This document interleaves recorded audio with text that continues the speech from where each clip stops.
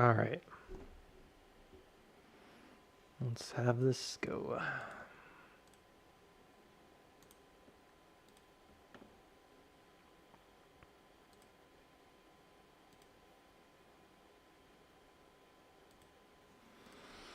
Yeah.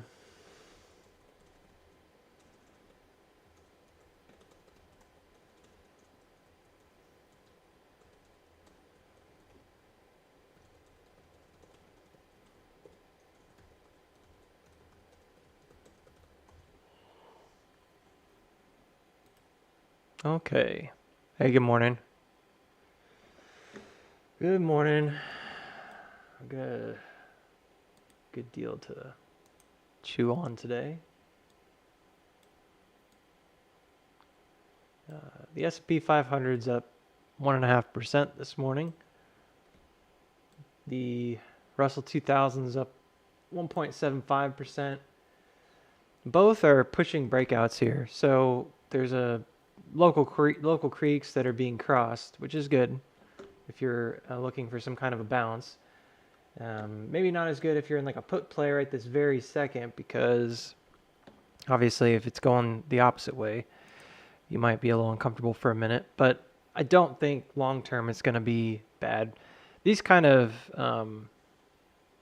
sell-offs, I mean, the way this has happened, like it could magically reverse, like, and you know what I mean, like, but I think from what I understand and from my own interpretation of the graph, it seems like this would be a big double bounce kind of thing. It could take a while if the market does turn around.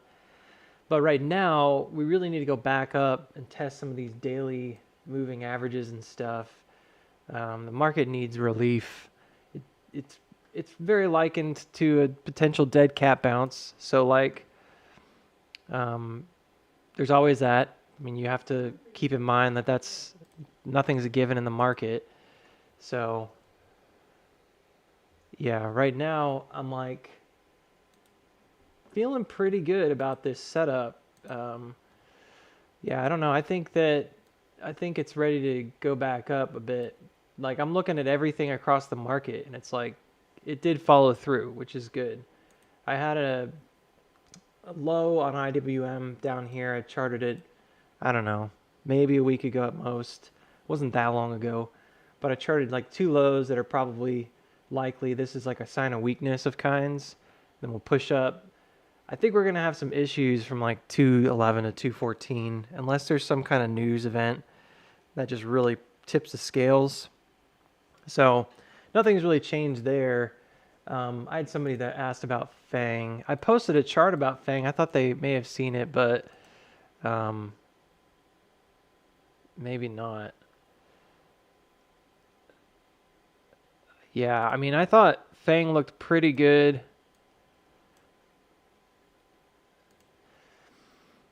There's really nothing here that's particularly off. Um, this was what I thought about Fang on a week ago, which was 3.7. It's 3.14. And so if we look at like where we think we were going, I thought we might hit this bottom and then rebound, and I was waiting to see if it can get up to this buy level for the rebound, and that's right where it went right up into this buy zone. So if it can continue, and I think it might, that buy zone, I shifted the chart a little bit over just to talk about like where that bounce might be, and it did kind of back up to that 140. I think it's like 146 or 145 or something like that. Maybe that 145. That was one of the gap fills, so it does act as a bit of a support now. I'm not overly bullish on Fang right this second. Again, I think there's definitely a potential here to see it go up decently. And you can see like the chart is pretty much the same. I don't think I adjusted much of anything except for the view. Obviously, this is a little more narrow, so it looks more vertical. But in terms of the levels, they're actually the same. And then I kind of adjusted this, thinking like if it broke down, it's probably going to drop beneath this floor. And you can see on the first drawing, I had it really high up, like up here. And so there could be some trepidation on the top, but I think Fang's in a good position to potentially drop after that March pump here and go back down. But I'm curious about Fang if it actually does make a new low. Unlike some of the others in the market, and I have like measurements for it. You can see there's downside measurements. I took some downside measurements just to see. It could go very low. The thing about Fang that I like right now, compared to some of the other stocks that are like your tech stocks, is technically it's a U.S. I mean, it is. It's a U.S.-based oil company, and there's really nothing particularly bearish except for the urging of the president to like make oil prices come down, which is like, oh, we need to have more surplus. They have to drill more, right? But OPEC is not bound to ultimately like to what the president wants. If he wants it, maybe it happens. They can do it a little bit more to bring prices down temporarily, but you never know. I mean, things happen all the time in the world, and it really can't. The president can't control oil prices at the end of the day. He could do a lot of things to help here and there, but he can sign as many executive orders as he wants. But people over in like Saudi Arabia or whatever aren't beholden to him. I don't think they can. Ultimately, like it's beyond his power.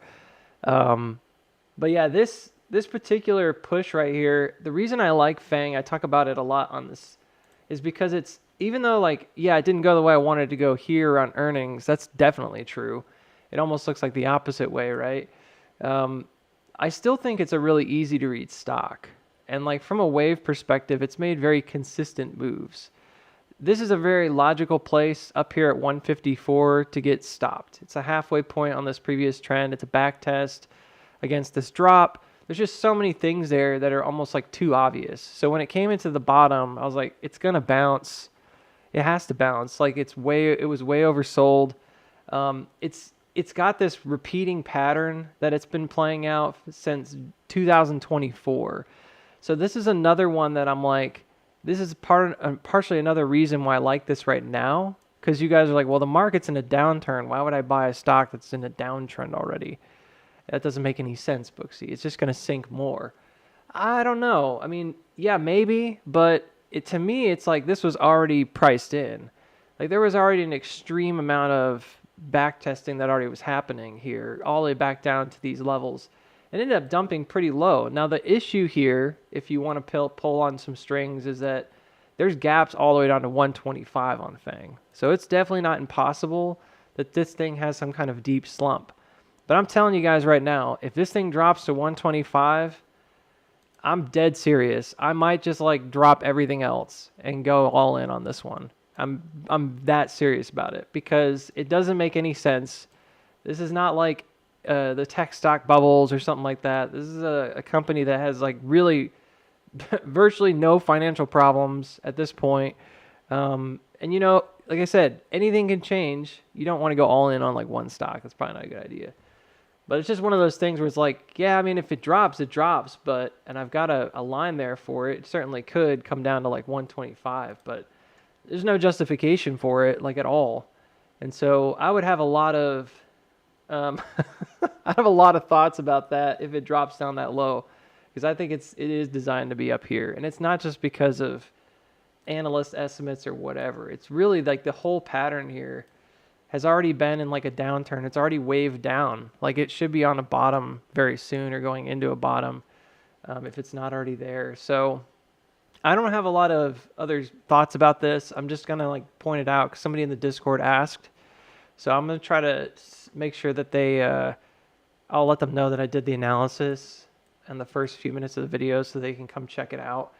But yeah, like this is technically like where the buy level was for the rebound. Again, I had it on there on the 7th, which was last week before it got there. I think it's there.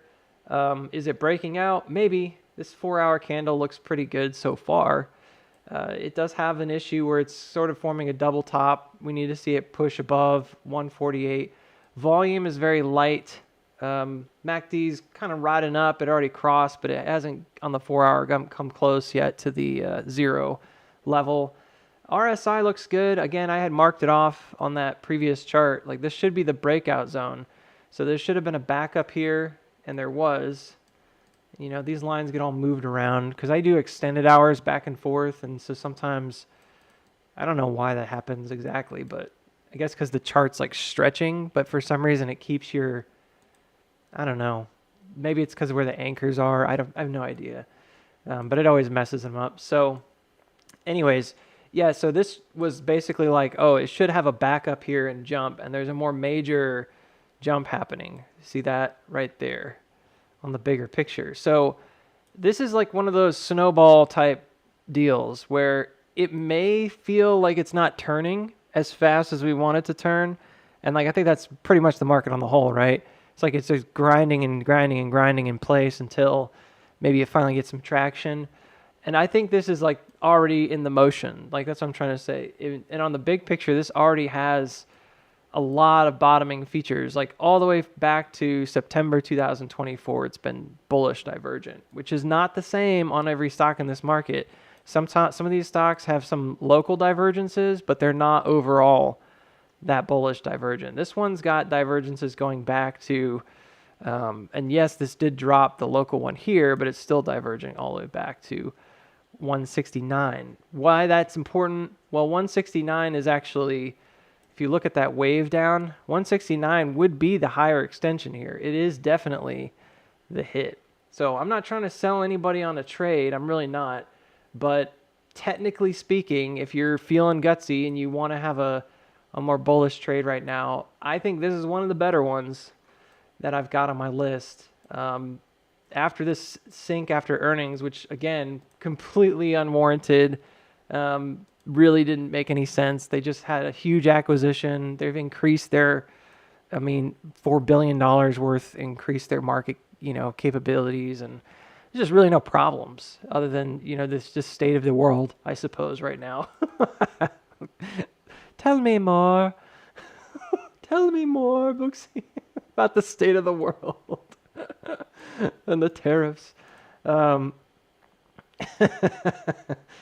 anyways, this is I'm an idiot. This is also a widening. And so the widening itself started up here at like 165 up to 167. So there's a pretty decent high probability that it's going to come up to at least the 154 mark, which is the previous high, the 150 mark, I should say. It's not quite that simple because it would come back up and retest here. If it breaks out there, it's very, very likely, I think, that this is going to go all the way up. I have it stopping a little short. I think it's very likely it's going to go all the way up to 168. Now, when does it get there? How does it get there?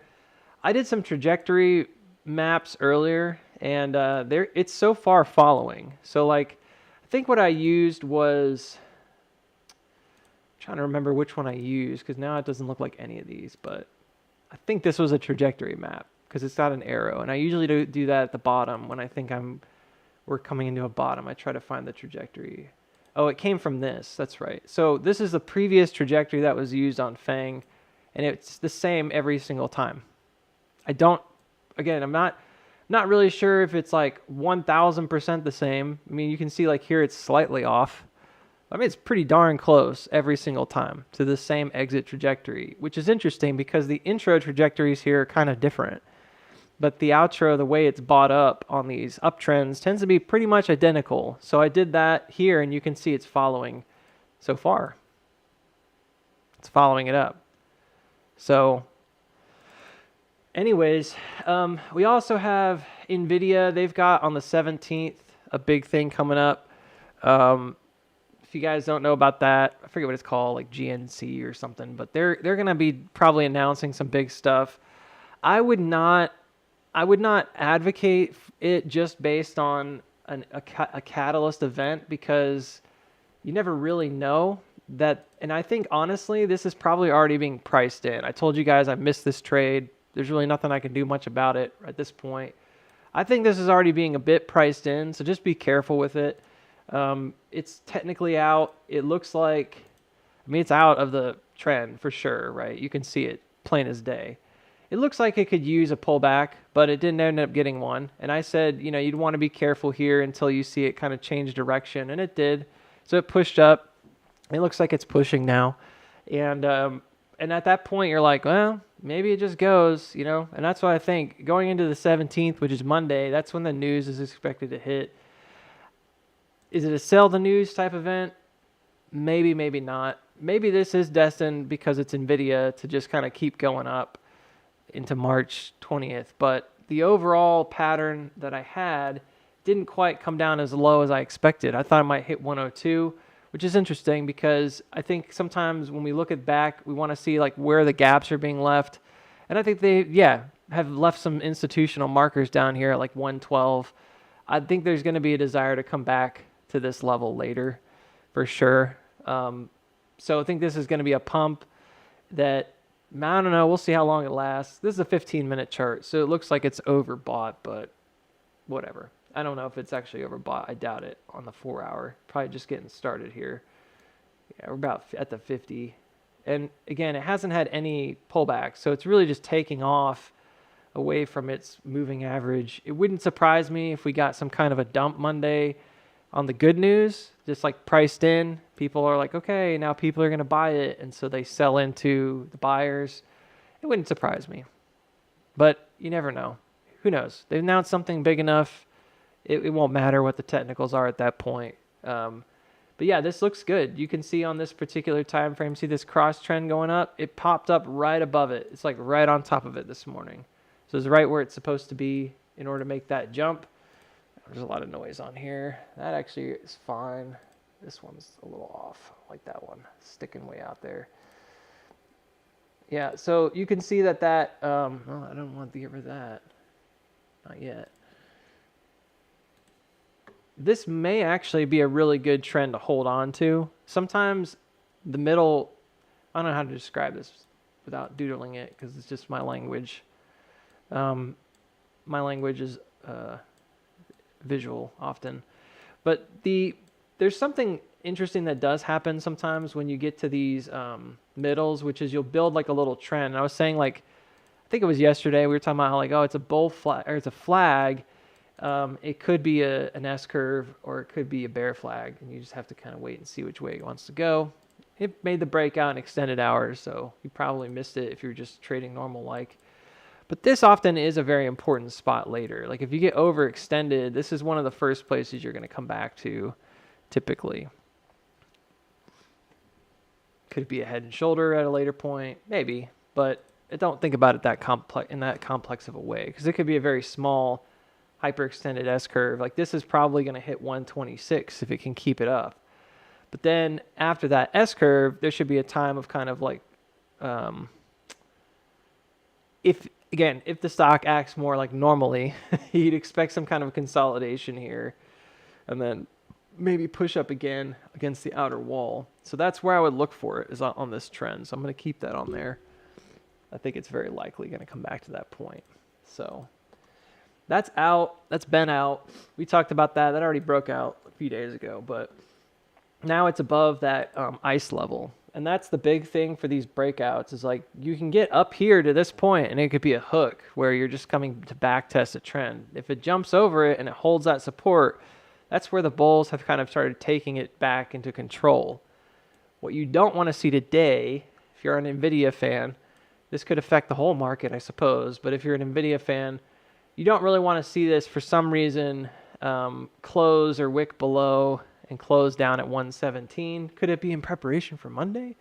It really just would depend on how it goes. I'd have to look at the creeks and see if it like broke through them. But on the whole, you don't want to wick above a wick above and a close below a major resistance on like a daily candle, for example. That's usually bearish. So we'll watch it. It looks like it's getting ready to have another pretty big move here. And then you've got again, the S-curve target, which we already mentioned, is at 126. I don't think that's very complicated. I think it's pretty straightforward. If you can trade it, but just be careful. I think short term today, in and out kind of trade, probably be pretty safe. I wouldn't bet on it just continuing to rise Monday, but I mean, it's NVIDIA. Like, it's a pretty important stock in the market. You might see, again, something like this where it could get pretty darn close to 130, back off a bit, and then maybe advance again. This wouldn't be too off, but there's been plenty of times where we've seen some pretty major slumps, even on an uptrend. So earnings, if we go back to that date, last thing here was up here around 129. So again, this pocket region I think is the target region. I don't think it's very complicated. It's this little area right here from earnings. We're just kind of resetting, going to back test those levels. Will everything do that, Booksy? Kind of. But I gotta be very candid. There's plenty of these stocks that made signs of weakness on coming down. So here's what a sign of weakness is to me, okay? And here's what it isn't. So if there's a selling climax and you hit a bottom and there's a huge amount of volume in the bottom, which NVIDIA kind of has this, it kind of doesn't. So I'm a little less concerned about NVIDIA, okay, than some others. But if it has like a massive selling climax, there was one right here, I suppose, and then it continues to make a new low. This is a good example back here from January, okay? So there's a huge selling climax and it bounces, but then the first thing it does is then it goes back down and makes another low. That's typically not good, even if it looks like a spring action, and locally, this was a spring action. Did it leave this range in the local time frame? Yes, it definitely did. But notice that there's like immediate push downs after this major selling candle on the 4 hour, and then there's a push to a new low. That's what I would consider a bit of a weakness. What that usually implies is that you might end up coming back down later, because even if this were to have like a double pump into earnings and come all the way back up here, I still would have expected it probably to come back down at some point because of like the nature of this kind of a move. When is it ever strong? It is. I mean, the thing is like we don't always get what we want in the market, right? But like this is an example of a big selling climax. It doesn't have a sign of weakness after. It just pumps up, makes a higher low. Like, you know, there's plenty of examples of that. But there's also tons of examples where there is weakness. And I remember at the bottom of NVIDIA, this is one that I don't try not to go back and be like, oh man, you know. But this is one that I was like really bullish on. I thought it was going to be the early mover, and I don't know why. I guess because I was too obsessed with other stuff like AMC. I just didn't trade it. But I'm telling you guys, like, this is probably one of the biggest regrets that I have in the last 3 years, because obviously, you know, it made some massive moves, one of the biggest moves it's ever made. And what's crazy is that, like, you guys believe it or not, I don't really care, because I know what happened is when that October bottom was hitting, I don't remember exactly where it was that I kind of found that, but I think it was right here. I want to say there was like a really strong bullish divergence coming down, and I was like, it's going to break out and take off above the creek and just go. And I remember thinking it's probably going to go back up to near $30, or it wasn't $30 at the time because they had the split, but it's one of those things where it's like when the market makes a strong reaction, you know it, you know, and it looks bullish. When the market's kind of uncertain, there tends to be a lot more of this kind of garbage where you'll hit that strong reaction, but then you'll sink afterwards. Like there's no stopping power. Like bulls don't step back in to stop it. The reason I'm saying all that right now, right this second, why, on a green day, is I think there's just perspective here. It just needs to be kept into perspective. Like I am talking about a bounce. I have been talking about a bounce since the beginning of this week. This was bounce week for me, right? Like I was saying, by Wednesday and Thursday, you're going to have the market trying to turn back around. And it is trying to happen. Like this is the IWM chart. Has it completed the bounce? No, it hasn't. But there's some things about this that are certainly like very, very, very close. Like we're clearly on the edge again, right? On the wall here. We're clearly backed up to a previous support zone. You can see on IWM, which is the Russell 2000, it's turned up. It's already made the iterative motions. And I said, like, it keeps iterating, but it's not. Now it's starting to do something different because, and I was making this argument back here last week, that it was already changing direction.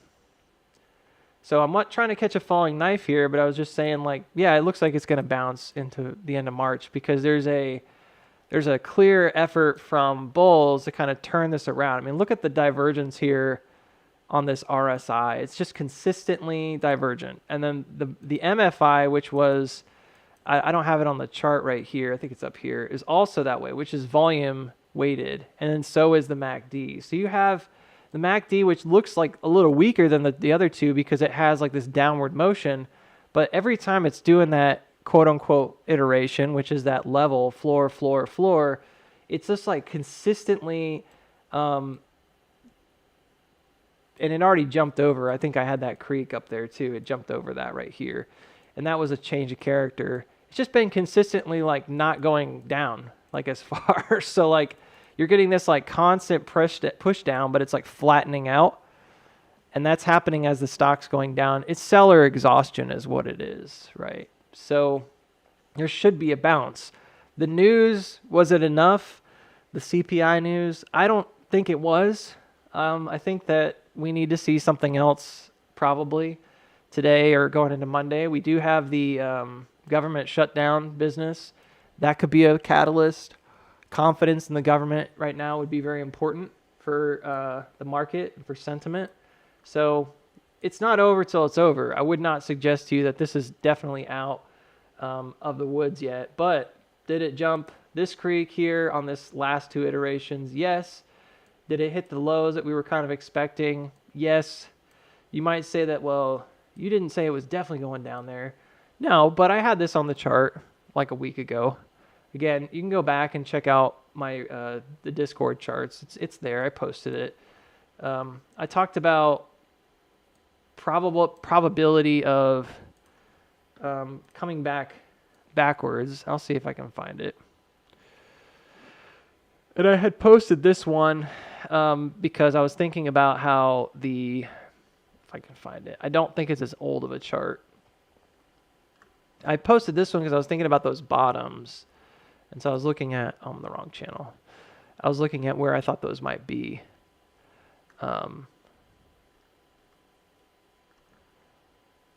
Well, there's a post from like 4 days ago where I said my lows for now are 201 to 196.50.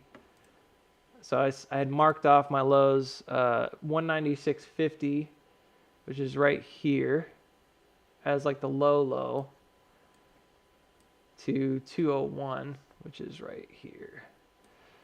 So I posted that. I think that's where we're going to find our lows, and we're going to keep that. And then afterwards, we're going to go to 214, 220, which is up here. So that was posted on 310, but I think this chart was posted sooner than that. Oh, maybe I didn't post it. No, I did. Perfect. I'm getting kind of tired of people saying that I'm always wrong. So I'm going to just go ahead and like drop some truth bombs here for those people that are constant naysayers. So this was just like a week ago also. This is also on 3/7 at 9 a.m., so 7 days ago. This is a different channel. This is SPY IWM. The other one, the FANG chart, was back there. And this is what I posted. And I said, markets may endure a final drop holding divergence. And this implied that right here, that there could be a final drop down here, but the divergences would hold. And I, of course, tried to explain that. But, you know, you look at the lines and you're like, well, that's not right. It didn't go right up. No, it didn't. But I have on the chart that this might be where we need to go in order to finish this off. And lo and behold, like that's where we went, right into that pocket, right where it needed to be. So again, kind of tired of people always saying that coming on here, that's their big thing, is like they hold it against you. Like, you're always wrong, man. And I'm like, no, I'm not. Like, it's provable. I can prove it like every single day that I'm not always wrong. And I think you guys know that. But just to be clear, like this was posted 7 days ago. This is where we ended up going. And I still think that this is probable that we're going to hit those same levels. So I haven't changed a lot from the top, on the top point of view. You know, it's still the same pocket. Really, we're going back to retest this zone, I think, that should have a lot of these moving averages in there as well. I don't know anything in this market 100%. So like you have to be able to say like, yes, you're right about it because you had a good estimation based on like the technicals of like where it may go if there's continual sell-off, for example. But then once it breaks, and this is very close to breakout, Very, very close. Like you can see right here on the MFI, same exact lines I had again 7 days ago. I'd love to not have to sit here and defend myself, and I know I don't have to. It's just one of those things that gets really irritating for me because it's really a stupid, false argument that people make. It's just not true.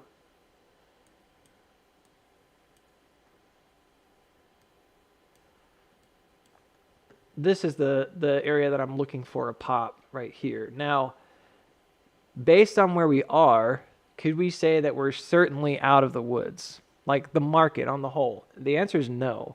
So again, I'm trying to be really candid. Like it's possible, we're up 2% today. We're at 202. It's possible we just broke out just now. Like very, very, very, very strong breakout right here at 201. I think that's really important. The reason for that is that there's a level at 200 that we were really skirting around, and we distributed below it right here on the 13th, which was about a week ago, or excuse me, the 13th, a week ago, which was yesterday. And that's like kind of the first step is you need to come back above and make a higher high, and that's what this is right here. So this was a distribution off of 202.20, excuse me, 202 even, and then you can see the candle closed beneath 270. So I marked off this level. It was previously used again to distribute again back in March on the 11th, and March 11th, I should say, not March on the 11th. We're still in March. It's easy to just say the 11th. And then you can see like that would be the best place right now to hold a support in order to build out above these outer creeks. So the rest of this is still like in question. Like there's still a question mark. We don't have confirmation because we really technically haven't jumped this outer trend yet on IWM.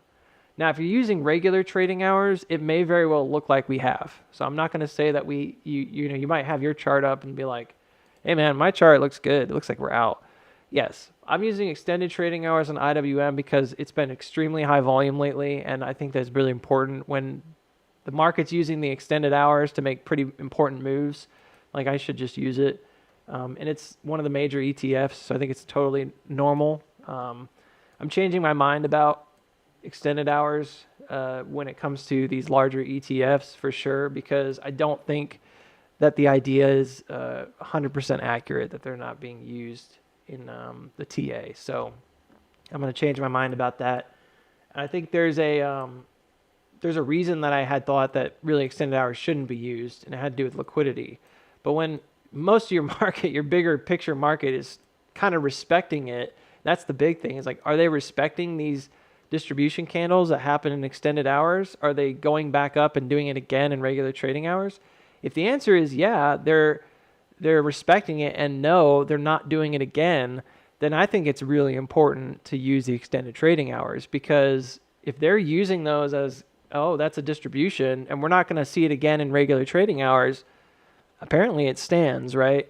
It stands up to the test of the liquidity. So I'm like, we should be using it. That's my thought. Normally, I would say no, because you want market participation. And big institutions don't leave little gaps in regular trading hours usually.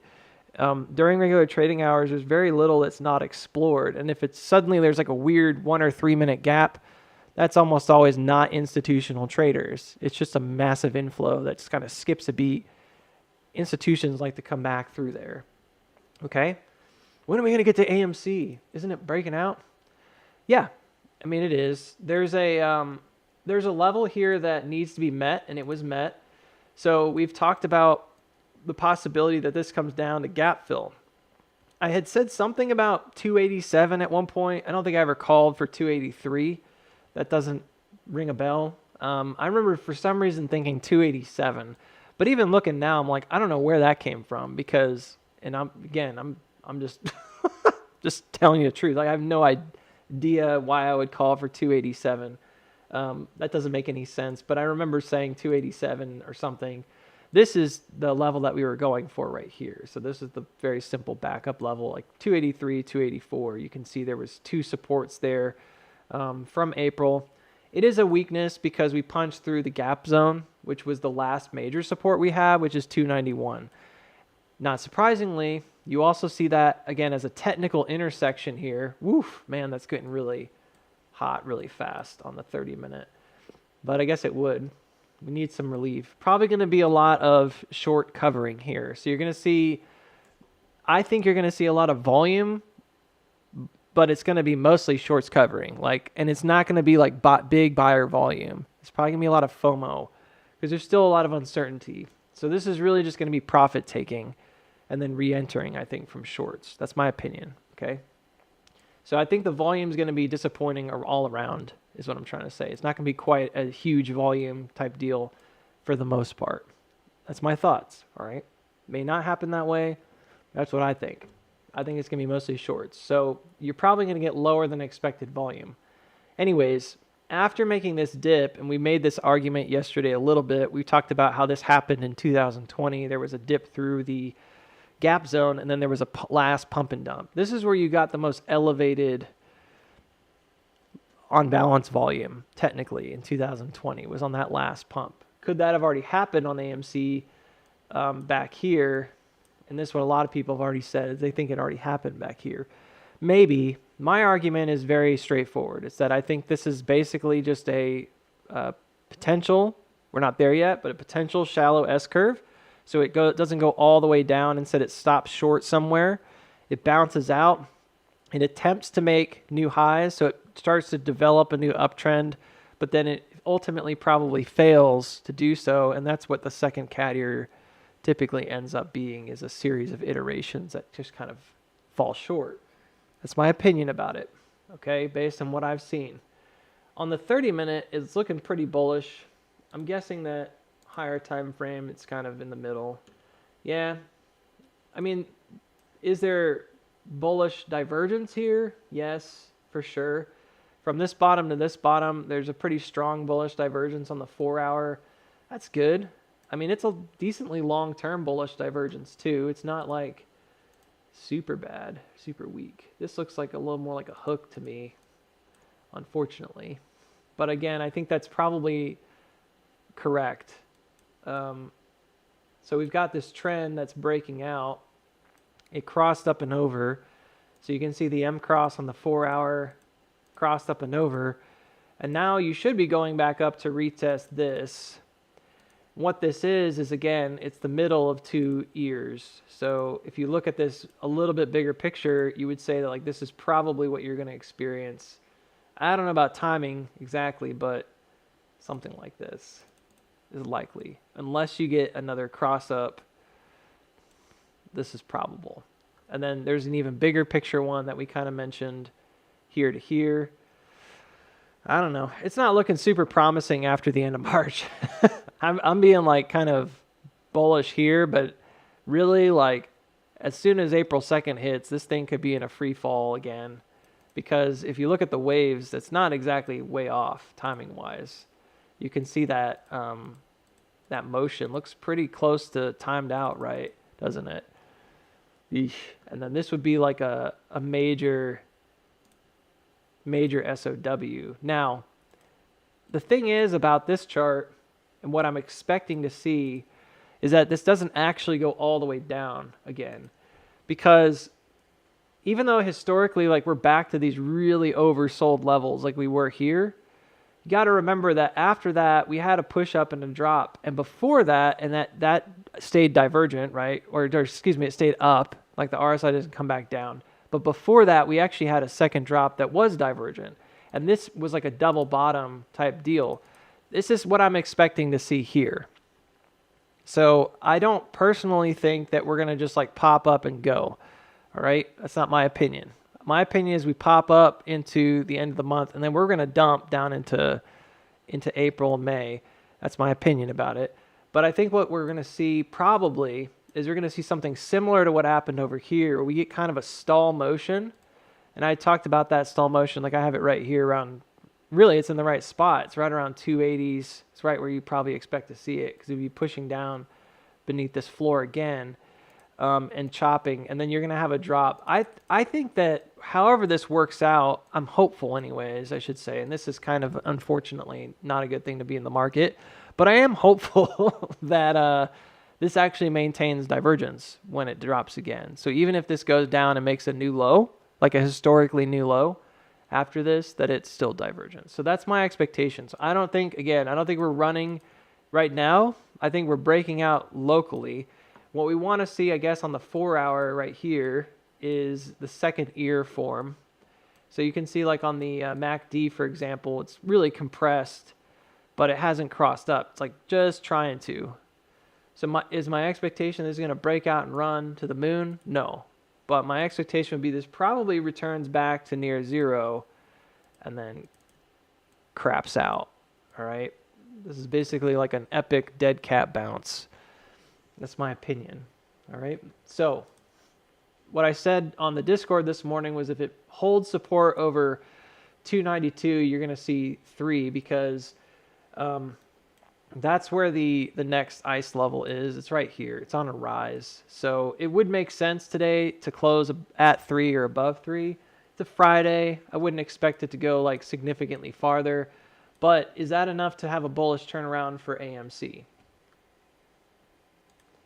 For this, I'm going to use a new chart because it's brand new and it's clean. And I'm going to try to do that wave thing today on AMC that we did on GME.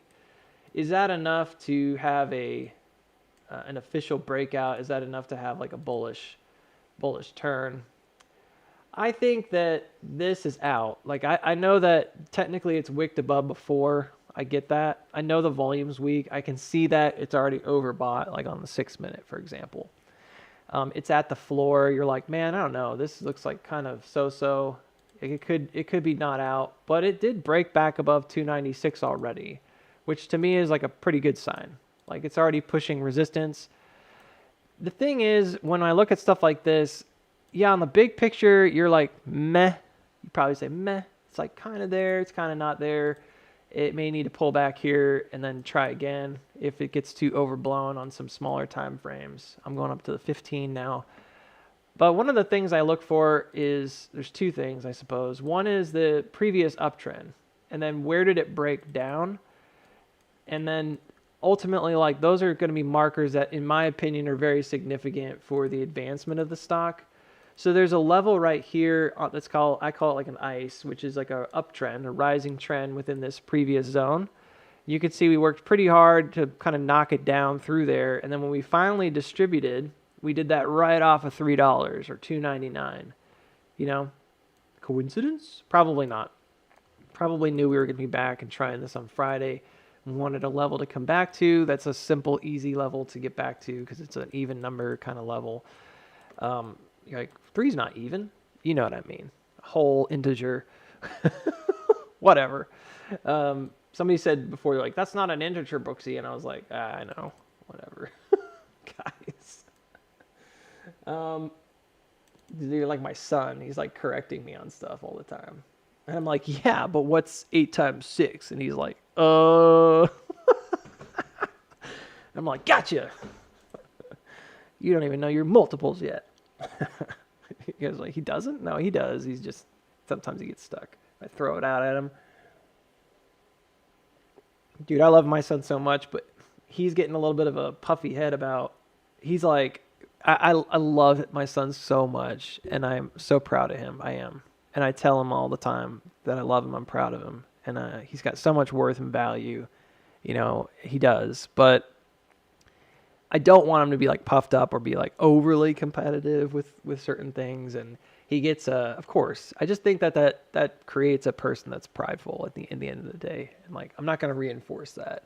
But he he came to me and he was like, I'm the top of my class in this thing. And I was like, that's awesome, dude. And I was like, that's really great. Proud of you. I would have left it at that. I would have been like, that's great. You're doing really good. You're working hard. Proud of you. He kept going and he was like, yeah, I'm beating this person. I'm beating this person. I'm beating this person. I'm like, okay, I know what top of the class means. He's like, yeah. And then there's just one kid he thought he could do. I was like, all right, now we're getting to the place where you're starting to like go off the rails. Too high competition, starting to compare yourself to other people. I was like, dude, don't compare yourself to other people. Just do your best. Why not? He can be competitive, Booksy. Let him be competitive. Only the winners win. If you ain't first, you're last. Yeah, I mean, you care. That's one way to live your life, I guess. But then your world comes crashing down when you realize that your ambition has driven you into a place of that you don't really want to be. Um, and that happens to people all the time. And then they're like, "What is my worth, my value, if I don't have my super successful job and all this other stuff and accolades?" Good question. Um, if that's what you build your life on, and those things get stripped away. So anywho, he's like a whiz kid at math. He really is. And I actually think it was because of Number Bots, which is this cartoon show. I mean, part of it may be genetic, I don't know, and part of it is just he lives with me. So there you go. He lives with me. He's my roommate. His obviously his dad likes math, so like he probably took an interest in it because I like find it interesting. So he likes his math and science stuff. He's probably gonna be like a physicist or something. But he watched Number Blocks growing up, and I think that really helped him. If you guys have really little kids, watch Number Blocks. He got really into Number Blocks, and then like he would play Number Blocks, which is crazy, which is like a math show. Just really enjoyed it. But he is legit like miles ahead of where he's supposed to be in school. So I'm going to try to give him some extra attention this summer and see if he can do some more advanced stuff. If he wants to do it. I'm not going to force him to do it. It's summer, but kids get bored in the summer, so it's good to have like different things to do. And I was just thinking about that because I was thinking about how like anyways. So math is math is cool, guys. And I was thinking about how that person was saying like that's not an integer, Booksy, and I was like, yeah, I know, whatever. It just reminded me of my son. He's trying to like correct me about stuff. This right here seems really simple to me. Like that's going to be a place of contention. So if we can hold support above 292, which we've already kind of done here, we've tried to push in, or at least pushed it so far.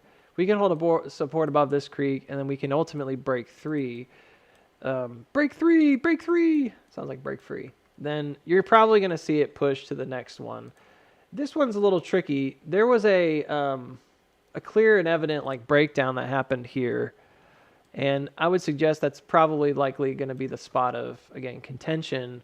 It does seem like you would get there too fast. Like you'd be there by the like mid next week or something, which maybe, if we're pricing in FOMC or something like that, we may be already up here. I'm not super convinced that that's going to happen because if you look at a wave, there's different ways of interpreting this, but like this is one possible wave middle. This is another, which is like the 50% mark. And then there's actually a third here because this was such a weak push down, which would be this. So there's a whole lot of potential upside markers on this one. This is just a fan essentially. So if we think about that and then we think about FOMC, which is on Wednesday, and usually we're either up into it or we're kind of like chopping because we're not sure. It certainly seems like, I don't know, man, we could still be down here, And then if you look at these intersections is where we think we might come up and hit the top. There's just a lot here to go off of. And I think there's I don't really have a strong preference for any of these, to be honest. I think there's just a series of levels here that really only run from like 360s up to 370s. And that's sort of as high as I'd place it anyways. If you look at the other chart, the one I already drew out, I actually have it in kind of a stuck cycle, right? Even lower than that. One of them options here is that we kind of chop down. This would be like not moving until, later and then breaking out maybe later. This is a very strange one because I actually have it going up in April. I'm not sure why I did that, but most of the charts I have on the screen that you guys see at the top, I've got that pattern building up and out and then dropping potentially in April. So anyways, so AMC looking okay for a bounce here. Again, like big picture wise, is it in a place where it's ready to go? I think it's ready to go. I mean, this is clearly like trying to break out. This is a push on resistance. This is an M cross for sure. It's a middle of a cat ear kind of stage. If it's a shallow S curve, and I think it might be, we're on the 30-minute and this is divergent. And if it makes a higher push here, then it should have a reversal. So here's what needs to happen, I suppose. And this is where people are going to nitpick, but here's what would need to happen. It can have a pretty deep sell down. Like if we ended the day at 3, Monday could be down to 288. Monday could be down to 285 even. You know, we may end up seeing a pretty nasty sink. We may not leave until Wednesday. I don't really know. Okay, but just be aware that what we want to see at some point is we need to see it push above this level right here. I'm coming back around now. I was wasting time talking about personal stuff. Here we go. High of 301. We really need to see that at some point break. So if this is like a cross up, you would expect maybe on weakness that this could happen, that they would push up and then come back down. This is like a gap. It might be kind of ugly, you know. If it doesn't hold down here, this is a dangerous area, because if it doesn't hold down here and we lose it, we're in trouble. If we lose it today, we could be in trouble, you know. So just keep that in mind. This has to be a particular kind of setup in order to do certain things. It's okay if it has a little backup here. That's fine. That's normal. But you want it to kind of close up around 3. And then if we end up back down come Monday, Tuesday, we need to jump back over. This is pretty normal, though, for AMC. We did this last time. We did it over here. We chopped along the creek for a long time right there. And then when we jumped over, it was kind of lazy. Like we went over it. I remember thinking we needed to be at 308 or something. And the way I had my line drawn, it was very strange. It was kind of like cutting through this, I think, and it was very odd. So I remember thinking it was kind of a bizarre move, but then it ended up closing here, going into Monday at 308, and there was like 2 lines. One was there and one was right here. Anyways, point being is that sometimes this gets a little sloppy on AMC, and you got to be mindful that that could be the case here. It may not be very pretty. In the end, it doesn't really matter if this sells down and makes a sign of weakness. It might even be expected at this point. I'm going to have to see. I didn't actually check this bottom, which is interesting. It's a divergent bottom. It looks like a double bottom with an RSI that's pushed up. So that's a low of 285. No, let's close at 285. The low was 283. Low was 283. So it did not make. That's maybe a good thing. So if it doesn't make a lower low here, that's even better. If it does, mark it off because it's an SOW, and we'll probably come back down to it later. Okay, this is my thought. So what would make the most sense here if you're going to chop and you're not confident about this market run just yet is this kind of a setup going into maybe into Wednesday. And I don't know. We'll see. Maybe it doesn't run up before. Maybe it runs up after. And at some point, this needs to be like a 1, 2, 3, 4, and it needs to then hold a higher low after making an advancement here above 301. If and when that happens, and that could be today, it could be 3 or 4 days, trading days away, then I expect there to be a pushback out, and that's when I think you're going to start seeing like maybe the upside targets back to 318, which would be the next level up, so on and so forth, okay?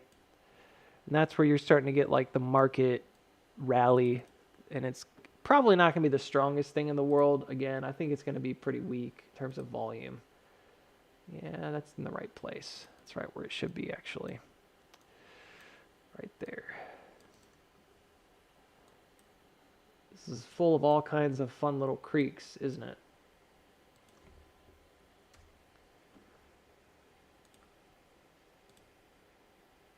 Yeah, this is a very crappy setup for AMC.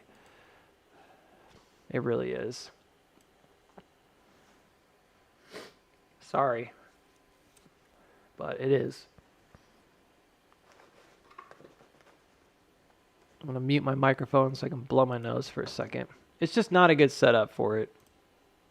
It's there's a lot of low creeks, like they're just pointing very no pretty much nowhere. Like none of them are pointing up except for these early ones, and those are you're gonna have to cross all this other stuff before you get there. So this is definitely not my favorite. I can't mute the microphone for some reason.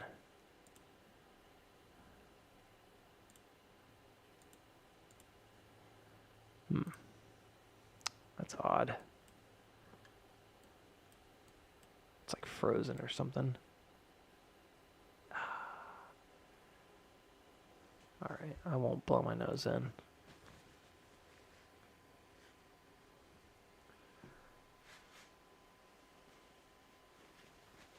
All right.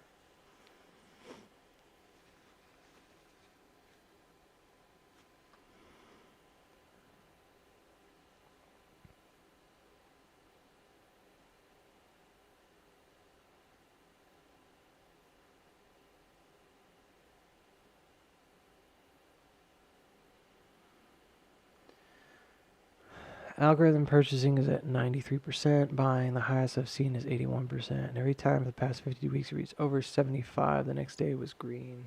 Yeah, it's good. Yeah, I think we'll probably have a green Monday. I'm just worried about AMC showing weakness. If the rest of the market is green today, I really don't see it being necessarily like a huge drawback. And you just never know. And green doesn't mean you can't have a pullback. Like green could be that we open lower. I mean, you could open significantly low here on a pullback, and then go green, the next day. Just be aware that if sellers are still chomping at the bit, this could be a problem. An alternative here would be just like holding it and doing an S curve. This is pretty straightforward. Anytime you have an M top, you could have an S curve. But this S curve doesn't really bode very differently, does it? It's kind of the same motion. Really would maybe be like an advancement here to try to get above that. That's what it looks like. So best case scenario, it punches up to like 310 or something Monday. I think that would be okay. I would prefer, again, to see if it does go back up. If it's bullish, I don't really care the order of operations here. I suppose what I'm trying to get at is like it needs to at some point make an advancement over 301. And then at some point it needs to make an advancement over 314. And then virtually in my mind, I'm like, these are kind of the same thing. One's just deeper and it goes back to the creek and to the bottom. And it could make a SOW. The other is a lot stronger, but the motions in my mind are the same. Like push 301 and then push the next stop here at 313, then you've got a chance. And so again, I don't really care how this happens. Those are the key numbers. And then you advance back above. So this one's important because this is where we dropped from. This one's important because it's the high that was made. It's the next resistance level. Those are the ones you want to watch for. Okay? How we navigate that is kind of just like how you think is more likely. If it can get above this level at 317, that's when we open the door for these top ones. So at some point, we open the door for coming back up, and it could be very, very good. This is Thursday. So this intersection towards the top near Thursday into next Monday, or in the following Monday. So is it possible the market squeezes after FOMC? Yeah, maybe we're just in a position of strength when it comes around. Is it also possible that we just squeeze Monday, Tuesday, and then we dump on FOMC? Yeah, sure. Why not? Who cares, Either way, it's like the market's ready for relief here. I mean, that's simple. The rest of this is just, playing with the cards, trying to see how it might fall. So I'm feeling pretty good overall about this setup. And I was feeling pretty good really Tuesday, Wednesday. Yesterday I had a crappy day, so I just felt crappy yesterday. And maybe wasn't as enthusiastic about it, but still felt the same way. Yeah, I see that.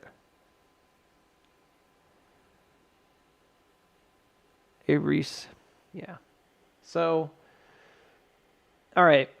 So it reminds me, I need to let that person know. So this was IWM's chart again 7 days ago. I'm gonna stop doing this for now. I'm not gonna keep going back and patting myself on the back.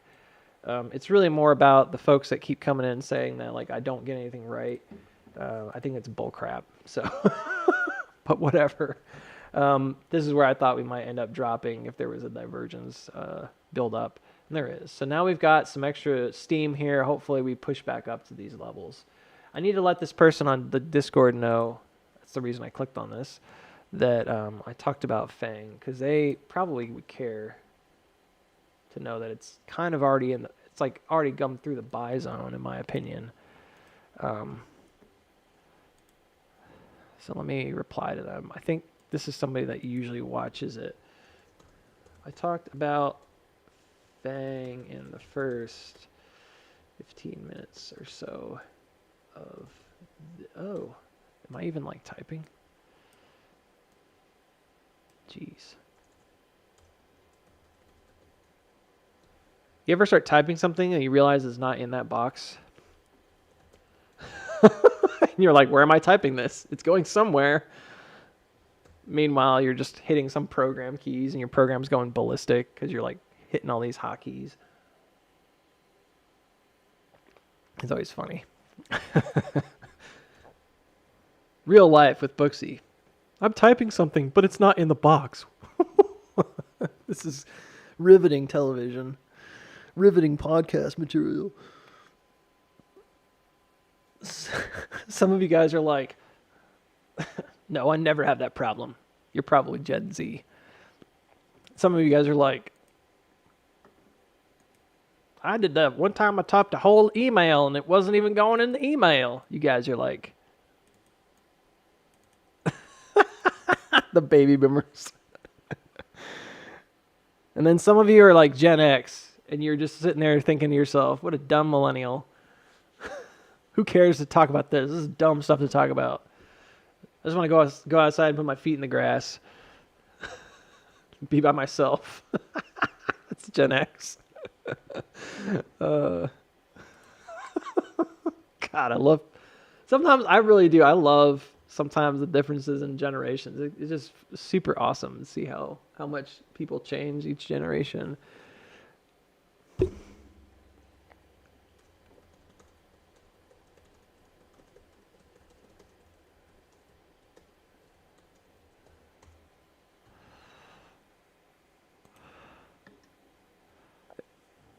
Any thoughts on when ChargePoint might recover? Oh, I just actually DM'd you. Well, not DM'd you, but I just sent you a message about Fang. It is stuck in the mud, yeah. I went back and actually looked at it today. So weirdly enough, it was on my mind this morning. AMC is up 4%. It's looking pretty good. Not bad for a Friday. If we have a good Green Friday, it's usually pretty good for us come Monday, Tuesday. I'll just say that. I'm serious because I can't remember a lot of very good Green Fridays that ended well that didn't continue into Monday, right? It's usually pretty normal. Nvidia is just kind of hauling butt here. It's up to 120. GME is up 5%. I didn't really talk about GME this morning. I'll get to ChargePoint in just a minute. We spent a lot of time on GME yesterday. The 6 minute is way overbought, but who cares? It's 6 minute. We talked a lot about GME yesterday. We spent almost the whole day talking about it. It's a creek jump here. It's up. This is a weird line that it looks like it's following, but I don't really know why it shouldn't be following that line. That was just an estimation of like where it might go. It's weirdly kind of following it, which is strange. I think maybe the angle on that is why, like this little angle right here, and then it actually ends up playing like a trend. We'll just keep it. But that wasn't on purpose. This is got a lot of leg room that needs to kind of go pretty far. So just like AMC, unfortunately, it is a kind of weak bottom. There's a lot of downward motion, a lot of SOW here. Signs of weakness are signs that the market is just not confident about stopping power. And when I look at stuff like this, I just have to kind of keep in mind like, okay, it was all weak coming down. We're really accustomed to these V-shaped bottoms in the bull market, but if it's weakness here and it's weakness through and through, any kind of a reaction here, it needs to be taken with a little bit of salt, because you have possible that it's very short-lived. A few different trends. Excuse me. I was trying to blow my nose earlier, but for some reason I can't get OBS to mute the mic. For some reason it's like frozen. It's still streaming, I suppose, if you guys hear me. But there it is. I can't figure out why it's doing that. So when I look at this to the downside, I'm looking at all these different fan creeks. These are bizarre. These are kind of phantom. Some of them are. Like this one in the middle, this guy right here is like a phantom creek. It's not really the strongest, but it will play in. Because anytime there's like a double top cat ear, you should take that trend into consideration. It may provide a resistance later. This is a more real creek, same deal, double top, definitely in the middle of a cat ear. There's a 1-2 in the middle, 1-2.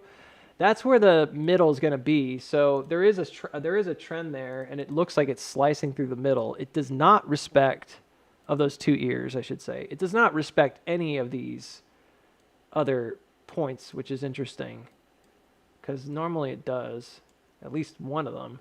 What I mean is, like, if you look at it out here, it looks like it should be down low. This is probably the conservative one. It's like AMC. Then if you look at the higher one, it's not respecting any of them. This is just like AMC, actually.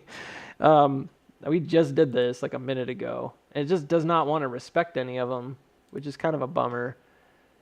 I say that thinking back on some of the others that we've seen where they're pretty tight. Like you'll get this double bottom and then there's a clear hit on it and a reaction to it. This actually spreads it out oddly. It may end up being some weird kind of phantom middle of the two here, like a average or something. It's really strange. This looks about right though. This kind of points the right direction, so I'm not super concerned about either one. We didn't even do this yesterday. We just kind of looked at the waves and stuff and where it's going to go to. So everything's directing it up to this corner. Everything's directing it back up toward near 27. So on a reaction, how do you get to 27? Same thing with AMC. Just be mindful there could be some serious weakness before upside. You know, we don't really know how the market's going to react to every little piece of news. We don't really know for a fact that it's not going to try to come down again. So just like AMC, I'm suggesting maybe Monday, same deal. It almost looks like the same chart this time.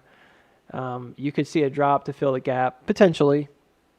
And then Tuesday, you'd have into Wednesday, you'd have some kind of recovery over the next creek. And then maybe if Wednesday's good, you get that bounce. These are very low. So in order to get this is a bizarre one because it's like a widening curve. You see that? It's like widening spread right here. That's a little weird. It's similar, but not the same. So that's the wall right there. This is a good drawing. I guess that was a good guess. So the first one would be 23.23. The second one is actually more important. That's 23.50. That one's important because 23.50 is actually more or less like the true floor right here. It is not quite 24. It is 23.50 this time. So that's the one that's going to be, all right, we got to get over that, bonk our heads on it. Based on pure timing, I'd say that the wave estimation I've got on the screen right now is actually pretty dang correct. So it really does feel like we could be in a bit of a hollow here for a bit to get out, and I don't see why not. This doesn't mean the whole market's doing this, but AMC and GME both have the same or very similar kind of setup. So, yep, man, that's really actually pretty tight. That was a good drawing. So it looks like this has been almost in some ways like preconceived, right? Like the idea of the setup here. Everything kind of right where it needs to be. Push up, push resistance here, close maybe high or whatever. I don't know. It could just be a Monday gap down or something, and then into a turnaround going into Tuesday. I think by Tuesday, to be honest, Monday could be just 0%. I mean, let's say, for example, you end here, the day it ends above at 22.91. Monday could just be like a down and back up to 22.91.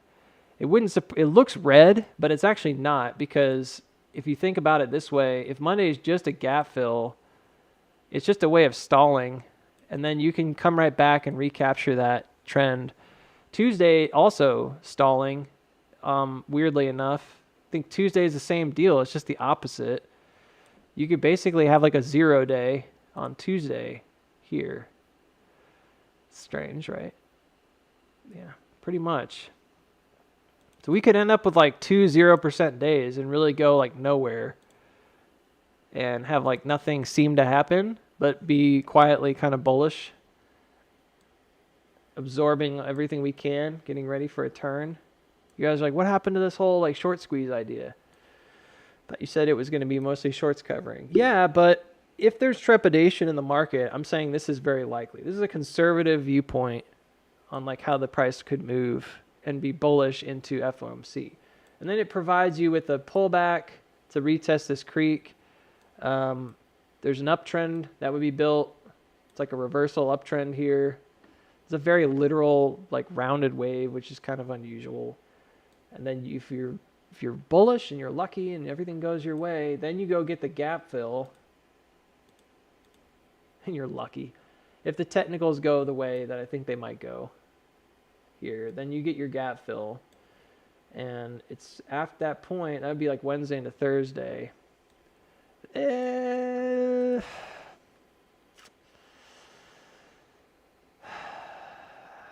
Tuesday is earnings, so does it just run up or does it stall out?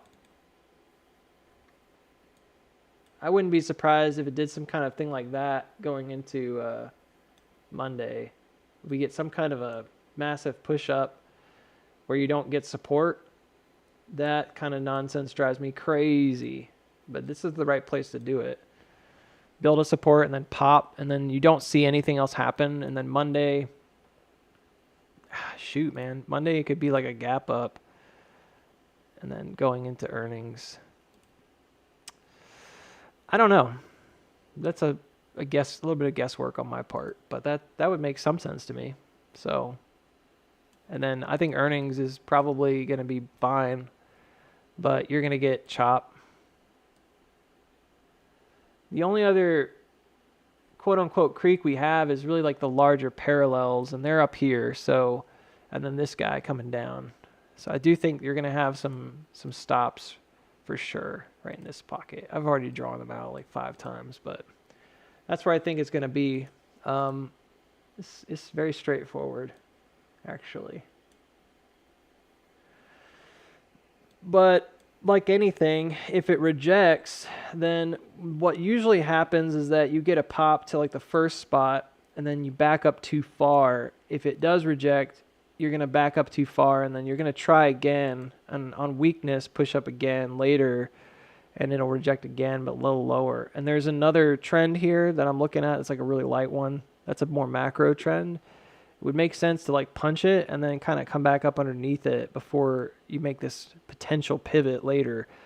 I don't think, again, we've kind of gone through the ringer on this one. I don't want to repeat myself a million times, but I don't think there's much to say beyond what we've already said here. Like, I'm a bit indifferent about it at this point. I think there's a decent chance that this could have a secondary rally, but a lot of this is probably going to depend on what happens with the Trump stuff.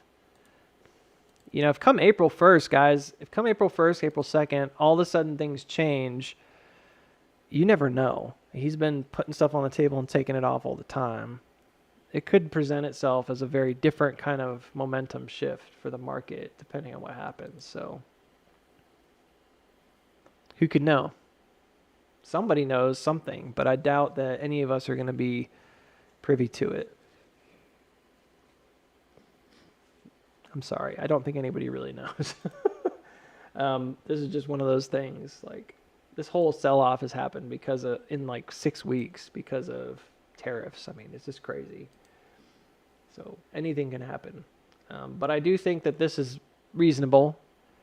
So I'm thinking like next week, I want to be really bullish and just say we're already going to be set up high and all this stuff, but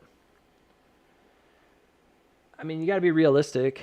If the market squeezes, yeah, we'll probably have a really big Monday, Tuesday, Wednesday. But if the market's like unsure and bears step back in, they got their correction yesterday on SPY. I don't know if you guys know this. If you were paying attention, you're probably very aware.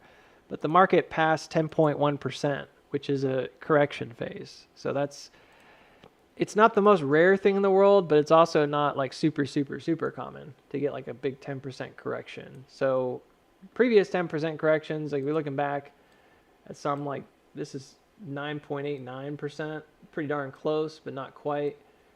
This has a pretty big rally afterwards. But the bigger corrections that we've had in the market, you really only have one of two options. You're either going to rebound and that correction is just a correction, and then you're going to resume the bull market, or you're going to go into a bear market, which is 20%, which doesn't happen too often. I've seen a few, like there was one I think near 2015 or 16 or something like that in the S&P 500 that was like 12 or 13%. I'm anticipating that as a high probability that it's going to be another drop after this, and that we might see a deeper correction in the market. But leave the doors open, Don't be too heavily invested one way or the other, in my opinion, because I think that with the way things are now with the news, it could really flip at a hat, like drop of a hat. It's going to be interesting to see what happens. So, yeah, anyways, I did talk about the 550 level. That's fine. That can be a support until the end of March. But as I stated, that particular article I read to you guys yesterday was about a position that I think it was JP Morgan has. It's like this huge, huge long put strike that they got a long time ago. And not surprisingly, it really just boils down to a previous support and where this widening began, which is here in the 560s, 550s. But they have a strike there at 550. And last time they did something that size, that magnitude, was near COVID. And it only dropped beneath that long put strike once, and then didn't ever close beneath it again. So the problem right now, and I'll say this just briefly, the issue right now is that, yes, this could just be a bounce out away from that. But once it gets to the end of March, they're going to roll those positions out another quarter. You're going to be in a different world. So it only really provides some kind of a background of, well, there could be a floor here through March. It just so happens that we were already privy to that to some degree because of technicals. But like, this would be the time to go ahead and take it back up. And then once those positions roll out, I think you're going to see that's when market shift is going to happen. And it doesn't surprise me it's on April 2nd that he posted that thing. I think he's aware of what he's doing. We'll see what happens. Anyways, I don't want to try to predict that, what they're going to do. So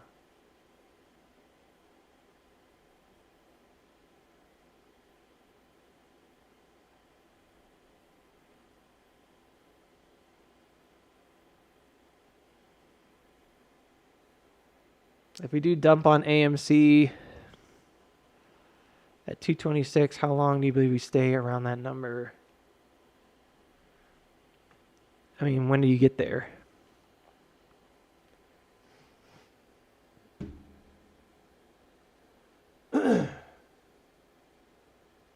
I've kind of said it before, I'll say it again, and then just kind of leave it at this. The May to June run-up still seems pretty likely. It may look very different than what's expected, and we've kind of gone back and forth on that about what could happen there. But the timing of it's pretty solid. It's been the same most of the year. I haven't really found that that's changed much since ever really. I mean, when we went up in May last year and we started chopping, at first we were like thinking there could be another upthrust right there. We kind of dismissed that pretty quickly when it came to about June or July, because because that push-up was the big one that could have gone and it didn't go. And I had marked off that problem area and it just stopped. And we were like, okay, that's that. And then you're waiting for everything else to build out. It took a really long time. And during that time, when we had a lot of downtime, I did a lot of charts on timing, and most of it did seem to suggest that you would be hitting lows in this summer. And that's where you'd probably have breakouts, because the bigger waves there, the bigger cycles there, if you will, go start at August and go August to August, which suggests that your output would be somewhere around May, June.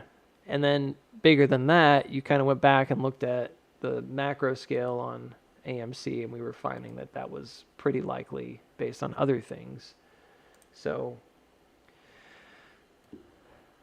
yeah, I don't have it on the chart right here, but the wave was based on the initial wave measurements that I did really were just based on the fact that this had a cycle, like this had a 2-year cycle that went from like May to May.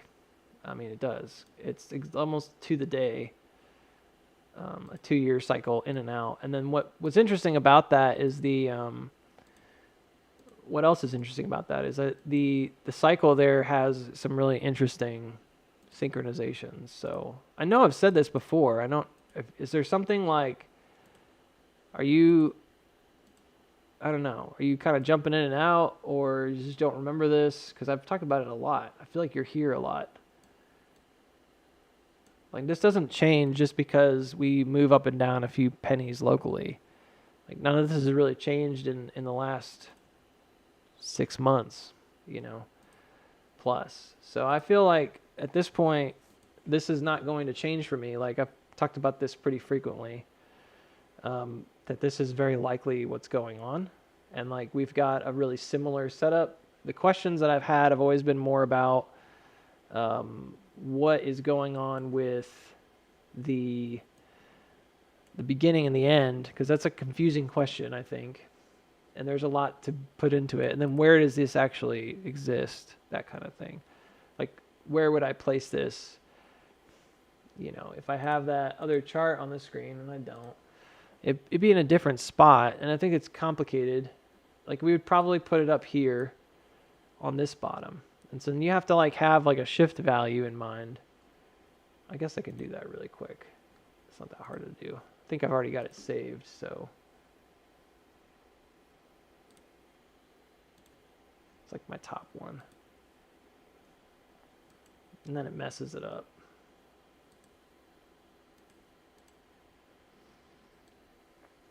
Yeah, so it basically begins where this one would have had a floor, roughly. Similar ideas. This is the breakdown. This is coming back up to it. It may not be perfect, but timing-wise, who really cares? So you can see like that is slightly above. Really, it's where that, in some ways, it's probably just where that gap is. It's probably the easiest way to do it. It's actually where it starts. So when we did this, originally we were like, well, that's just a 2-year cycle. And if it's a 2-year cycle again, and it could be very similar, then this is like a 10-month cycle, right? Assuming that these are all fairly similar, not to be exactly the same, but pretty darn similar, right? And it just depends on how you measure it. Well, then it's over, right? We should be going up. It just depends on how you measure it. One thing we don't really talk about is like intro and outro trajectories here, and that's something that does occur to me every now and then, like, well, there are some problems maybe with the way we built some of this stuff, because we're kind of assuming that this is going to have some kind of massive pump because it did back here and because it did over here. It may not have a massive pump. In reality, the intro trajectory here is different, right? You have a very steep trajectory down from where this kind of breakdown happens. And, it's just something to think about. I haven't really spent too much brain power on this, beyond just like thinking about it as a possibility. You can see that wave actually was respected Man, excuse me.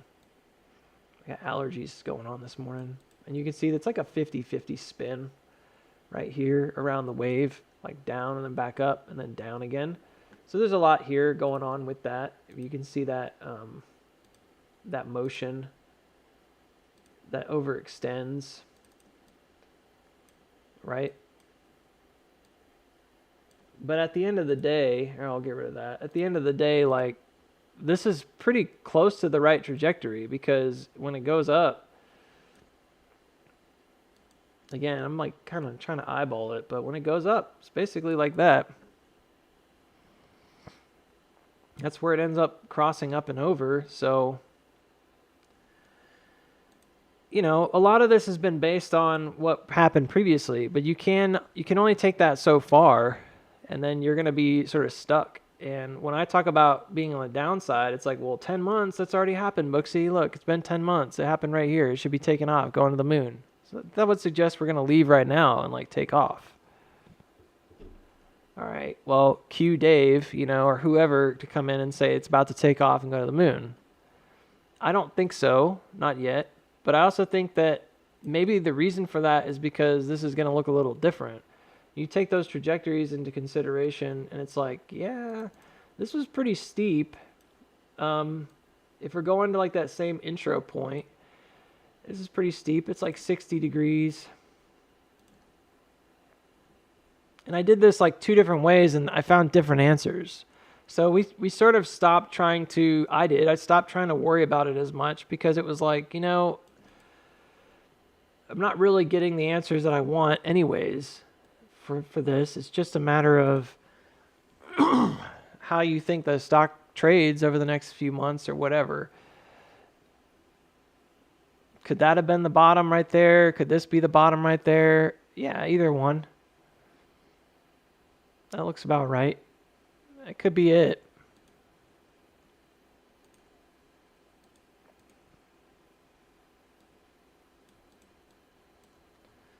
You know, this one obviously went really far away from that trajectory, but it finds it in the end.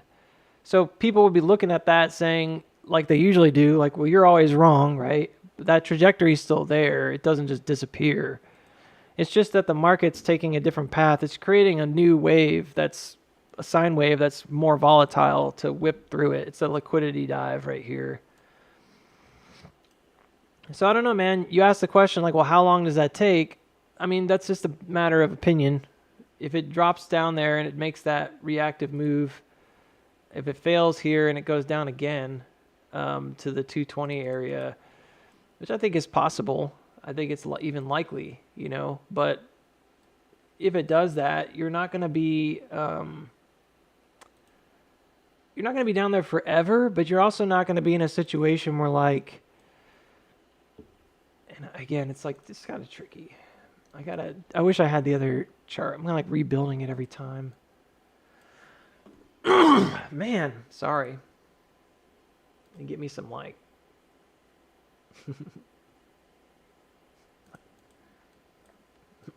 Chris Rock. Put some tussin on it. And get myself some like whatever it is, Sudafed or whatever. Yeah. This is really what I'm looking at right here, these two, because this is the gap. The gap fill happened and then it pushed back down to that top line. And these parallels run all the way back up to the original price, the original opening price, and the original sink down price. If you did it right, and I don't know if I did it right. I'm just kind of eyeballing it.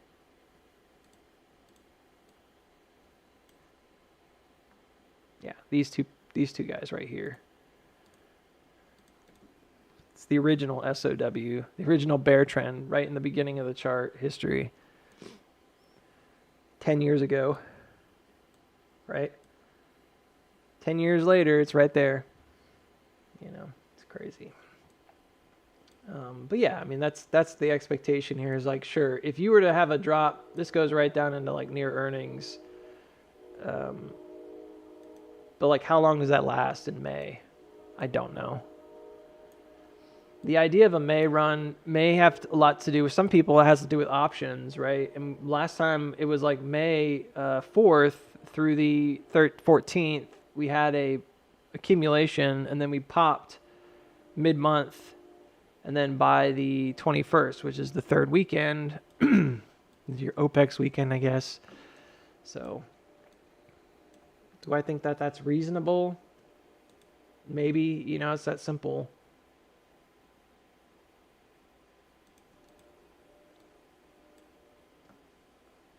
We're not going to be up there necessarily at that time. We'd be down here at that time and getting ready to move. It's like an inversion of the first. So the other thing I did was I took that early measurement and I was like, you know, maybe this is a good way to understand how like long we're going to be in that range by using, again, just simple triangulations that like sort of support that idea that you may not be up there that long. I'm going to use that. Yeah, no, I'm going to use that one. Why not? This is just symmetry though. It's not rocket science. It could be off. But if you're using the math behind it, does that kind of jive with the same idea of like, oh, we might be up there at that time? Of course it does, you know, because we just measured it. But isn't it interesting that that's May? And that's what Roaring Kitty's been saying about the May to January flip, was that they may be flipped this time. And I think he's probably right. Like, if this goes down into that time period, it would make perfect sense to me that this would then be flipped. So I don't think we're going to spend a lot of time down there, to be honest. I wouldn't even be surprised if like it ended up being like that this was a floor, like that 226 or something, whatever it is the floor, and we actually go lower than that. It's hard to say. The timing here is subjective. What about the LPS? Because there's an LPS. So again, good questions, you know. Like, you can kind of get into the nitty gritty of this as like a widening that's going down. And if it is a widening that's going down right now, then your breakout target would be up here, which makes sense. You can take that to the next level if you look at it carefully, because you're like, oh, well, if the widening is going down this way, that's actually exactly how it should be drawn right there, because that's a weakness, a punch through. If the widening is going this way, then you would expect a pop and then a drop down on this widening. And really, the widening could be even deeper, could be like even lower, like right there, because there's an existing creek jump that happened here on a build out. I don't want to get too deep into that, but it's right like there. Can't get it. Can't quite get it. Well, yeah, right there. That's pretty low. It's like 199 or something like that. So what reset is that's very possible. You know, this idea of coming down to the 190s.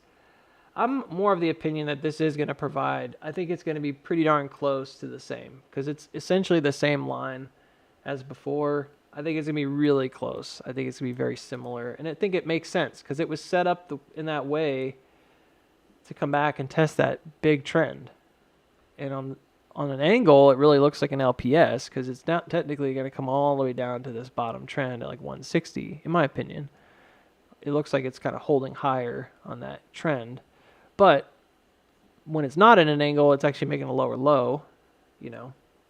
So do I think it's going to be right at 126? I don't know. If I have to be put on the blast because it doesn't hit 126 and bounce, then I guess I will. But I've just said 126 because I think that's the gravity level. I think that's the level where you hit a dollar value on the chart. That's personally what I think because of the math that I did. It's not uninformed.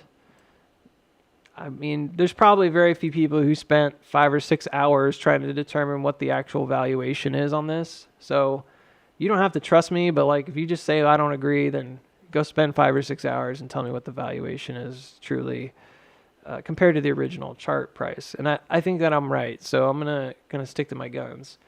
So I'm not gonna be disparage, I suppose, about that. But when I look at that value at 226, I have conviction in it because I think that's the middle value. But again, it could be that this is one of those things where it's like we build out underneath here for a month or half a month and then go. And usually it takes about 10 to 12 trading days before you start taking off. So maybe we take off on that the 13th, this is starting to look really tight. You know, this is starting to look really correct to me. Where that 13th is that date that we took off right there in May, on last May run that we had, not this one, but the one before the June run up. It's the same timing. So it's very similar. It could be the case that we see something like that.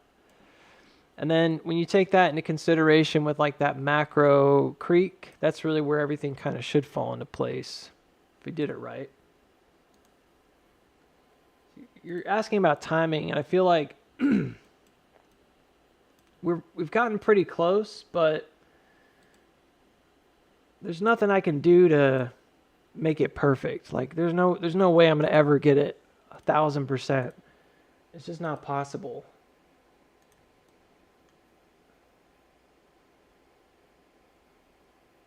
That's wrong. I did that wrong. Should be here to here. There we go.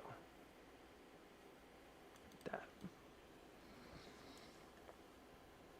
So I need that creek value. And then we need to shift it down.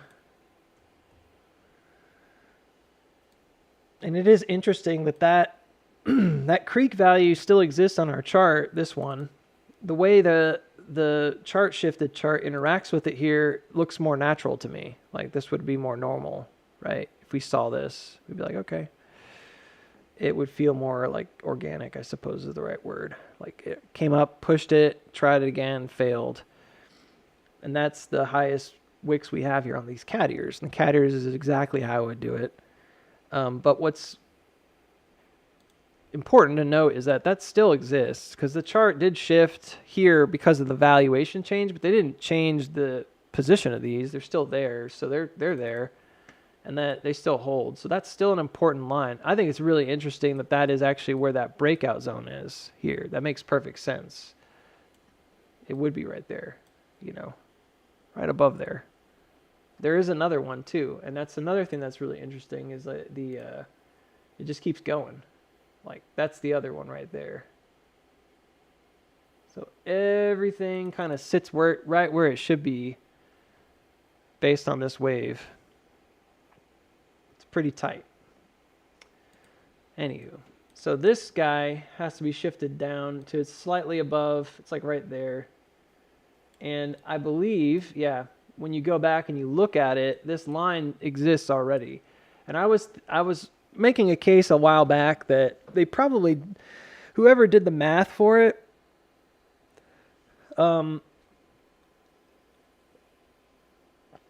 probably already had this angle and they used that information to drive the price down to that price. And that's why we see these wicks and all that junk on existing lines, but they're actually just perfect shift values for that. So I think this is correct. That's the right value right there, knocks off of it. And then this is the quote unquote creek. This would be like the one in 2020 that was jumped. If you want a comparison, it's like the one that was jumped right here. So there's an existing line that runs straight through this area. There's a lower creek, but this is really the one that I look at a lot because, and if it did it right, let me see here. Didn't do it right. I just picked an angle. It does have like a puncture of it, but it runs up through here, this cat ear right there. Like that's the main creek, in my opinion. And that's the one that's ultimately being triangulated. You can see that gap here. See that difference? We're pressing down away from it, but the indicators and the buying is increasing and LBV is increasing, and then you're flooring and then you push back out. You go right back up to that level. Punch pretty high here for sure. Nobody's going to like sugarcoat that buy button removal, but otherwise it's actually fairly logical. Like the rest of this follows TA to the letter. Like it's a 50-50 move. If you grab it to the second top that was made, it's right where it should be. Everything is like right in line. So I know there's a lot of trepidation, or people don't like to hear that because they're like, well, it was all this. It makes it seem like there's no real victory there, but there was a victory. I'm just saying that like this particular buy button removal thing ultimately still follows TA afterwards, and then you end up with a 50% reduction to that creek again. So that creek currently at play, if you see it here, could be argued that that creek, if we got it right, and it's like perfect or something, that was a test on the creek right here, and we're going to go down and hit it again. And this might be another place where people are getting levels from. Like this is 180, so that's close to the 181 that Reese said. So, you know, on a big sink down, could it go that low? Sure. Is it going to hit that low? I don't know. Really depends on when that happens and how it happens. I don't know if I really care. If it gets below the previous bottom, like that's all that's going to matter to me. I don't really care if it goes lower, to be honest, at that point. Once it passes beneath 226, to me, I'm like, well, that's enough, you know. Does it make sense to come back down and check that creek on the big picture? It does. So I definitely think there's a valid argument that could be made. If this is the upthrust and this is the middle, then that also gives it some credibility, because this looks like it goes down to, from right about, the middle being right about 319. This looks like it goes right down to like 181. So I think it'd be earlier than that if it hits. It would be like here.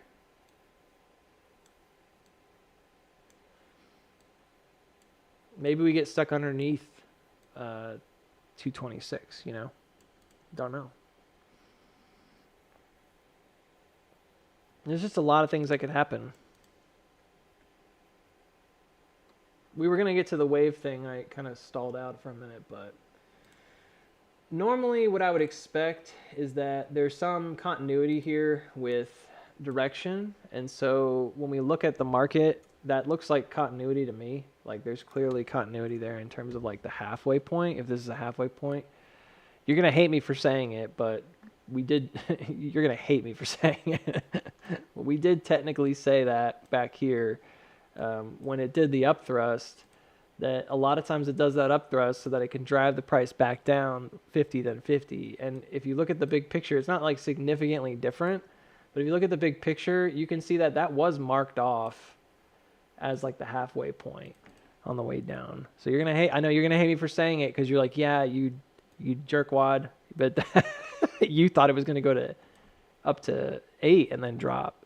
Yeah, I thought it was going to go to 8 something and then drop down and do a 50-50 around the floor here, around 5, and go down towards the bottom. But I was also measuring like the gap fill. I think that's where I was looking at. So the middle was like 485, and I thought, well, it's going to go up and go back down. If this happened like significantly lower, then it does give you the same price target. So does that make sense? So like these are, I hate you. These are not illogical prices. All right. They're very low, but they do make sense. So this would be like an S curve down, and we would be experiencing like the middle of that, which would have cat ears, which we've already kind of overstated perhaps. We've overstated that the last few days, so I don't want to keep going into that. This has been the chart for a little while, right? This is what we're talking about when we're doodling this stuff. We're just trying to get more and more specific, and there's benefits to that. There's disadvantages to that. You know, being too specific doesn't really help very much. So this one's still got it only going to 226. I think, man, it's like really close to that line. I really do. This is the same marker. I don't know. It's going to look slightly different depending on the chart I have, because like some of them I'm like snapping and some of them I'm not. But it's going to be a dive, you know, in my opinion, either way. So if it pops again, I got to just be straight with you guys. I'm probably going to just get a ton of puts for AMC. I'd love to be wrong in some ways. I wouldn't want to lose money on it, but I'd love to be wrong in some ways and just have it be an LPS here. That'd be really strong. But all it's doing so far is on the big picture is showing a weakness. That's what this looks like to me. So this looks like a push, like an auto reaction, and then it came back down. It's showing a weakness. It is divergent, which is important on the 4 hour. So that suggests that you are going to get a second buy up here, but it's already got weakness to it. So that divergence would play out locally, but not on the big picture.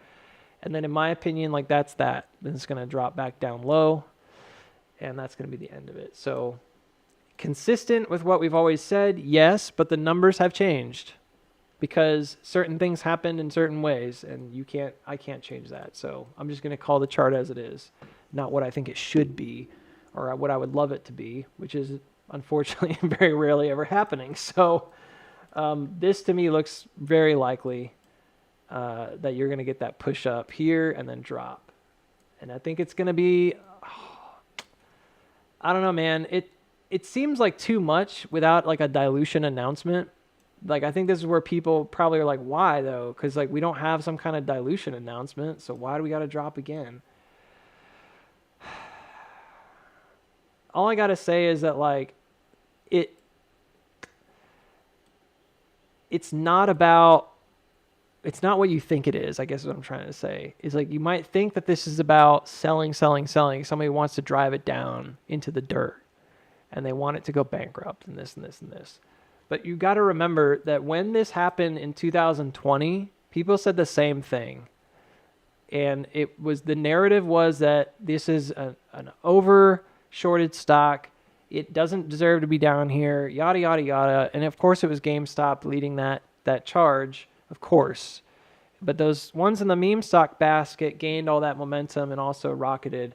But when you look back at the chart, in retrospect, this is a very classic accumulation schematic. It just is. And so there's elements of it that might look a little bit distributive, but like if you look at the big picture of it, like these parts, the big picture of it is it's actually fine. And it was accumulation, and there's a huge OBV increase right here.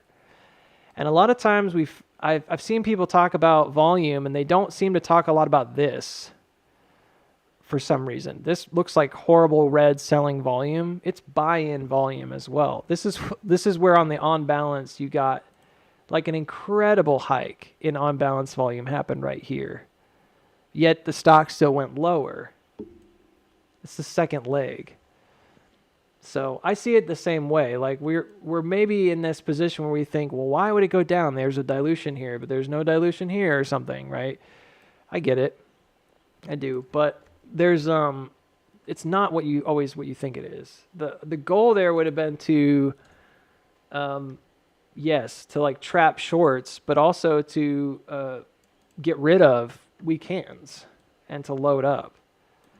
And that kind of volatility does often happen in a distribution, but just remember that, okay? Because if there's a pump and a dump here, there's going to be a lot of people who are like confused and frustrated. They'd be like, what's justifying this? Nothing's justifying this, you know? AMC's going to the dumps, yada, yada, yada. This is not the time. Some of you guys are like, well, just because it goes down doesn't mean it has to go up. I know. But on the big picture, if this makes that nosedive and it goes down and checks that floor, I don't see a reason why it stays down there. On the big picture, all that has to happen is it needs to come back up, in my mind, and break some of these creeks. They're all in the right spot. When we did that triangulation a minute ago, what did we say? Like it needs to get back up to like 365. Look at this level now. I just took that. I kind of dismissed it for a second. We started talking about other things. But when we took this into consideration, this was the level that we said was the creek. And I think unapologetically, I'm going to say that's the main one. All right. That's the big one. There's another one that's from higher up, but I think that's for like consolidation purposes. You could reject it either, but I think that's the main one. I took it, I shifted it down, I did the chart shift with it. What I didn't do is come back and look at it again. And if you look at it again, you can see where that level is. And you remember how we were talking about 365 keeps popping up locally because I'm like really concerned about 360s because there's all these kind of intersections here. Look at where this is on the May over here at the 19th going into the 21st. It's like 362. I think that that's correct. I think that's exactly where it's supposed to be. I think that makes perfect sense. It's frustrating for us, yes, but is it where it's supposed to be? Yeah. I think it is. And I think when you look at the timing of that, May 20th, and then you go back and you look at the timing of that second run, that would be your third week in the month. And check out where this thing started running on May 20th.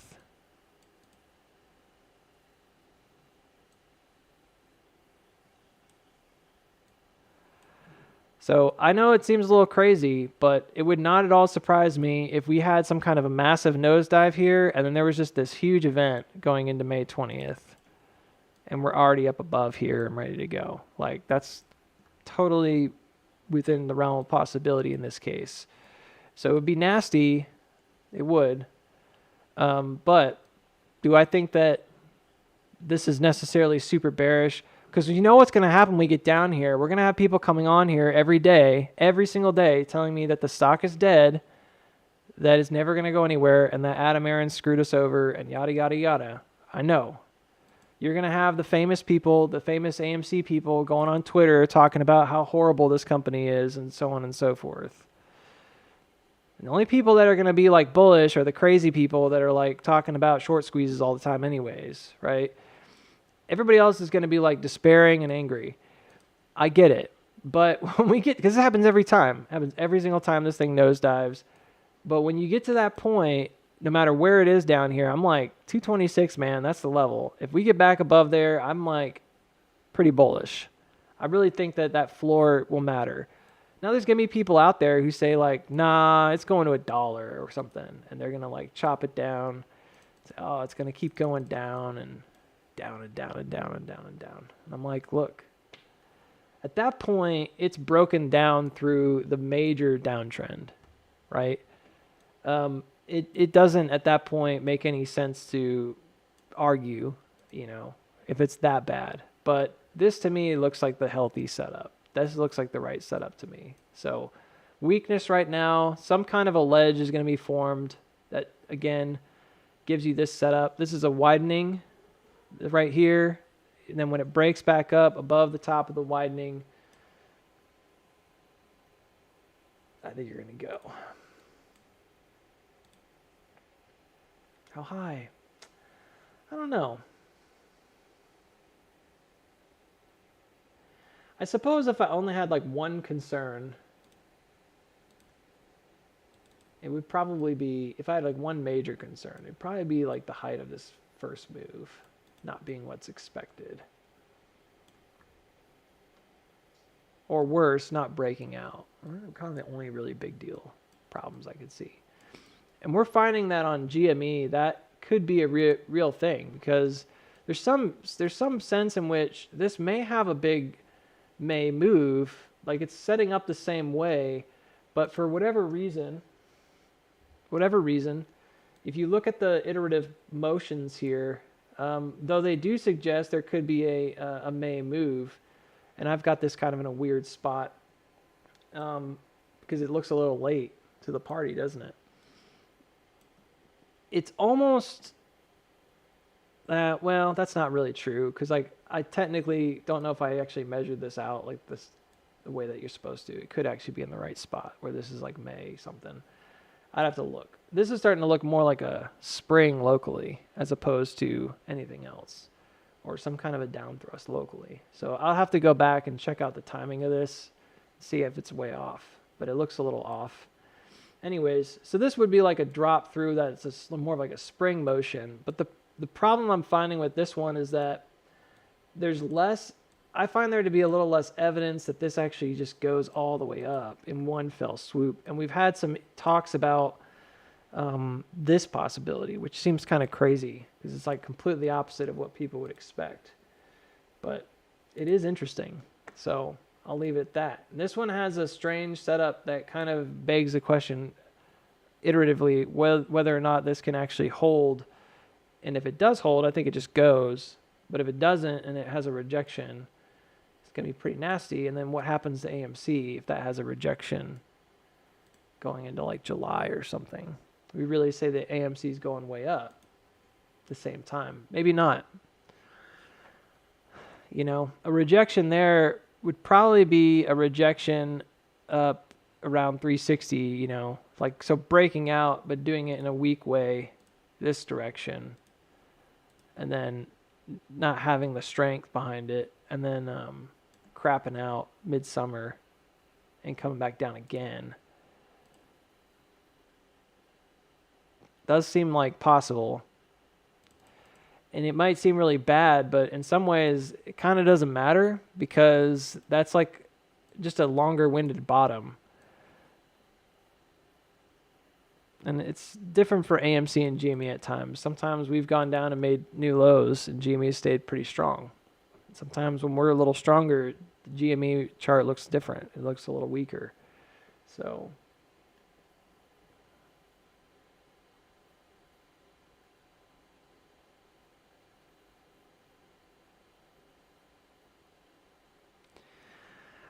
a company that has reduced the negative earnings from -3 to 50 cents to -7 does not fit the $1 scenario with Amy's fundamentals. Yeah, but it's still, debt to asset ratio is still bad, so they still have a bad cash flow. So I'm all about the earnings and the things that they've changed, but if you liquidated this company, you'd have debt. There's always going to come down to like that kind of breakdown for me when it comes to these bull versus bear theses. I'm like, I get where you're coming from. I do. I also agree that it should not be, I say it should not, like I don't believe it's a $1 stock, but it's already in the dollar range right now. Like fundamentally, it's already there. Wolf's up 15%. Nice. I was checking that out earlier. I'll have to go check it out again. Yeah, because when we were at this valuation, it was valued at $2.92 or whatever. Very similar to where we are now. Which means that now, based on relationships between where we are, and I've already kind of mentioned this before, but when you look at where the actual valuation of this is, if you look at the reduce, or if you remove the shift value, but then you compare it to the original value, it means that when we were up here around 450, we were really chopping around from a company valuation perspective, from a market cap perspective. We were actually chopping around this value, which used to be 292, which means this, everything below probably like $3.50 is actually below $1. It's about $3.50, something like that, right around here. So this is actually like the dollar level, comparing it to the old valuation, which you should be able to do, right? So everything that we're kind of experiencing right now is technically already under like $1 if you were to time travel. You guys are like, that doesn't make sense though. I know, but that's the reason why I have to explain this every time, is because if you look at this, it makes it seem like it's actually worth more, and it is, than what you see on the chart. By relationship though, it's worth less than what you see on the numbers. So it's confusing. So it's not that again, I just have to repeat it because sometimes we get new ears in here, and it's not that this should be at $7. That's the chart shift value that occurred right here when the split happened because of Ape coming in and them having to shift the values around. But in terms of relationship to the original valuation, I think this is correct. That's the chart shift value. So if we hit 226 right now, right, then we're hitting $1 back then. If the chart numbers never changed in terms of valuation. Okay, I'm not talking about share count and all that crap because that's part of it, but it's really about market cap. So by comparison, even if you looked at it now, you'd probably say right now that it's even worse. Like if you were somebody looking at this now and you said that used to be 292, then this would be like pennies. This would be like 80 cents or something silly, or like 50 cents or something. So like I'm actually giving I think I'm giving a higher valuation by saying it's in the $1.50 range or something right now, as opposed to somebody that just stood at this chart and been like, well, that used to be 292 and now it's down however much percent. We could do the math. I'm sure it's like pennies, so this is not this might seem like, oh, you're making it worse because we really should be at 295. That's the real price. I'm like, yeah, according to how many shares we have now and what happened back here and all that jazz, that is the price. And you multiply that by whatever numbers for the share count, you're going to get the market cap. That's still the market cap. But when we went back and we looked at this as a proportion of, again, using those numbers in mind and everything like that, that's what we found. So I'm going to stop talking about that, but I'm just going to say it briefly. Like, I completely agree. I don't think that AMC deserves to be a penny stock necessarily. I do think that it over time will not be, but I do understand why the short thesis exists. I do understand why people think this company is not exactly doing very well. And I think you can't like ignore some of the more basic fundamental problems that the company still has. It's fighting against a current. It's a current that I personally think there's enough market share. I'm actually really surprised he said that. And I'm really happy he said that, because he and I don't say and agree a lot of things, and he doesn't know me anyways. But Adam Aaron will say things, and I'm like, that's the dumbest thing I've ever heard, right? But why is he saying that? But he did say last time in the earnings call, I was very surprised to hear him say it. He said, I think there's a big enough market for all of these things to exist. And he was talking about streaming and movies and in the theater and stuff like that, and like how they could exist together. And in my brain, I'm like, I've been saying that for the last 3 years. I don't know why he hasn't been saying that for the last 3 years, because that should be the narrative. It should be a win-win scenario. And instead, he basically like pits himself against Hollywood. He pits himself against streaming. I know he's tried to make those relationships happen. Don't get me wrong, but he has, and he's worked towards getting theatrical releases for like Netflix films and stuff. But I think that really should be the biggest narrative that AMC has going for it. The media industry is just multi-trillion-dollar industry. I mean, it's huge. So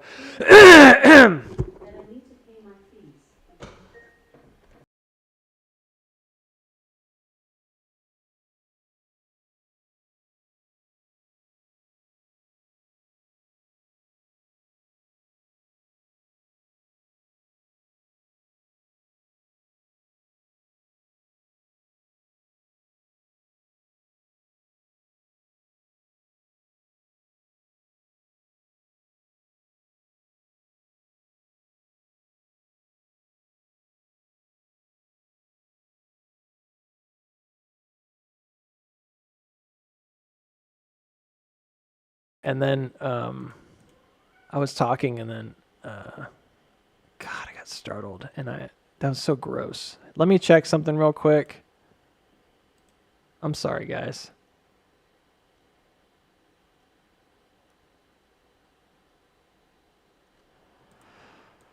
That was brutal. It looks like my microphone's fine. That went crazy. I got started. Do you want to know? You probably don't even care. I got startled in my. I inhaled because I was like, oh, I gotta tell Alexa to be quiet 'cause she's starting to yell at me. But then I inhaled in my.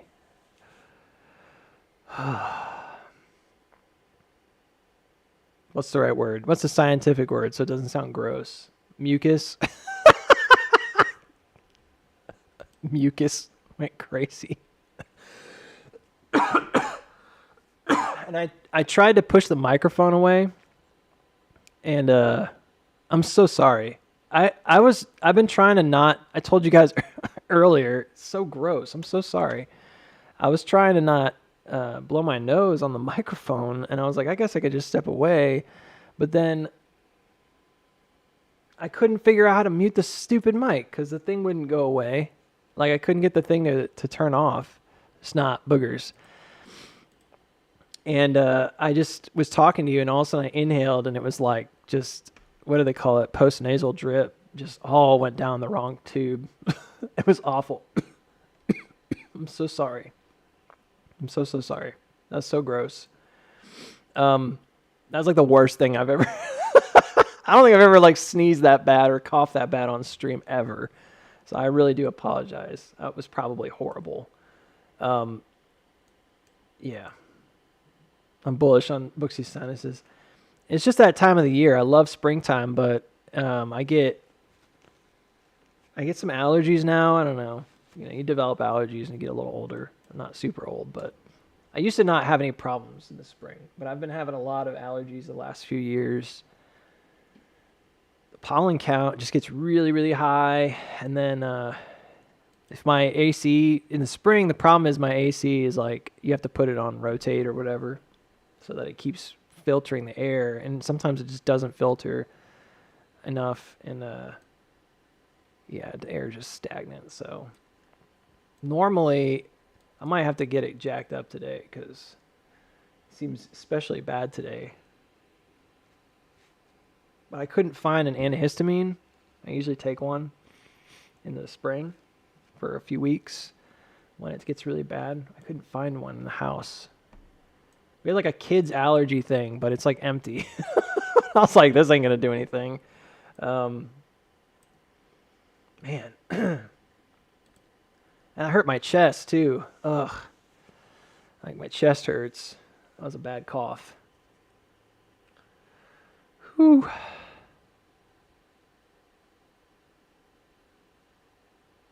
White fluffy stuff, the cottonwood, tree pollen and spores are the worst in the UK. I like the spring so much, but I always forget how like crappy it is. Usually there's like 2 or 3 weeks of like just horrible allergies right when the trees start blooming. I don't know what you call it. They're not blooming. They start getting their new leaves. Everything gets covered in like pollen. Man, I feel really bad though. My wife got like a sinus infection and she was really in pain. I don't know. This year just feels worse, I guess.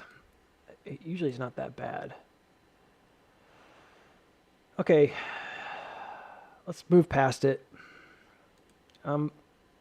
Again, I'm really sorry because I'm sure that was like right in the microphone. I tried my best to push it away.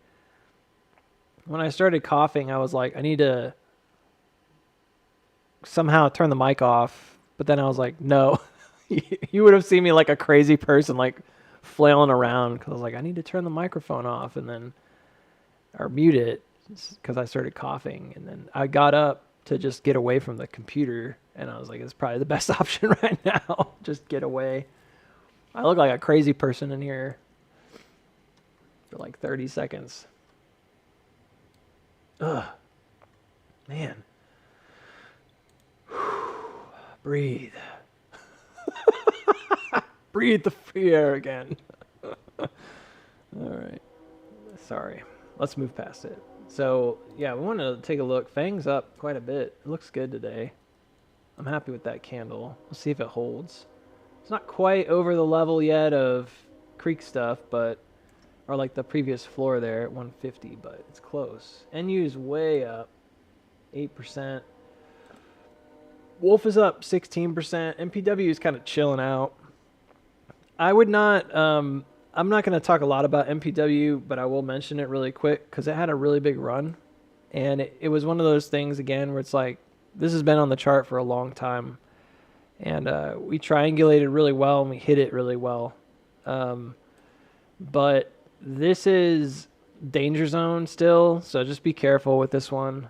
I'm not super confident that this isn't just like distribution because even though it jumped the bigger creek, I definitely could see it being a backup still, and it did not have an SOS. It didn't push over the top of this range.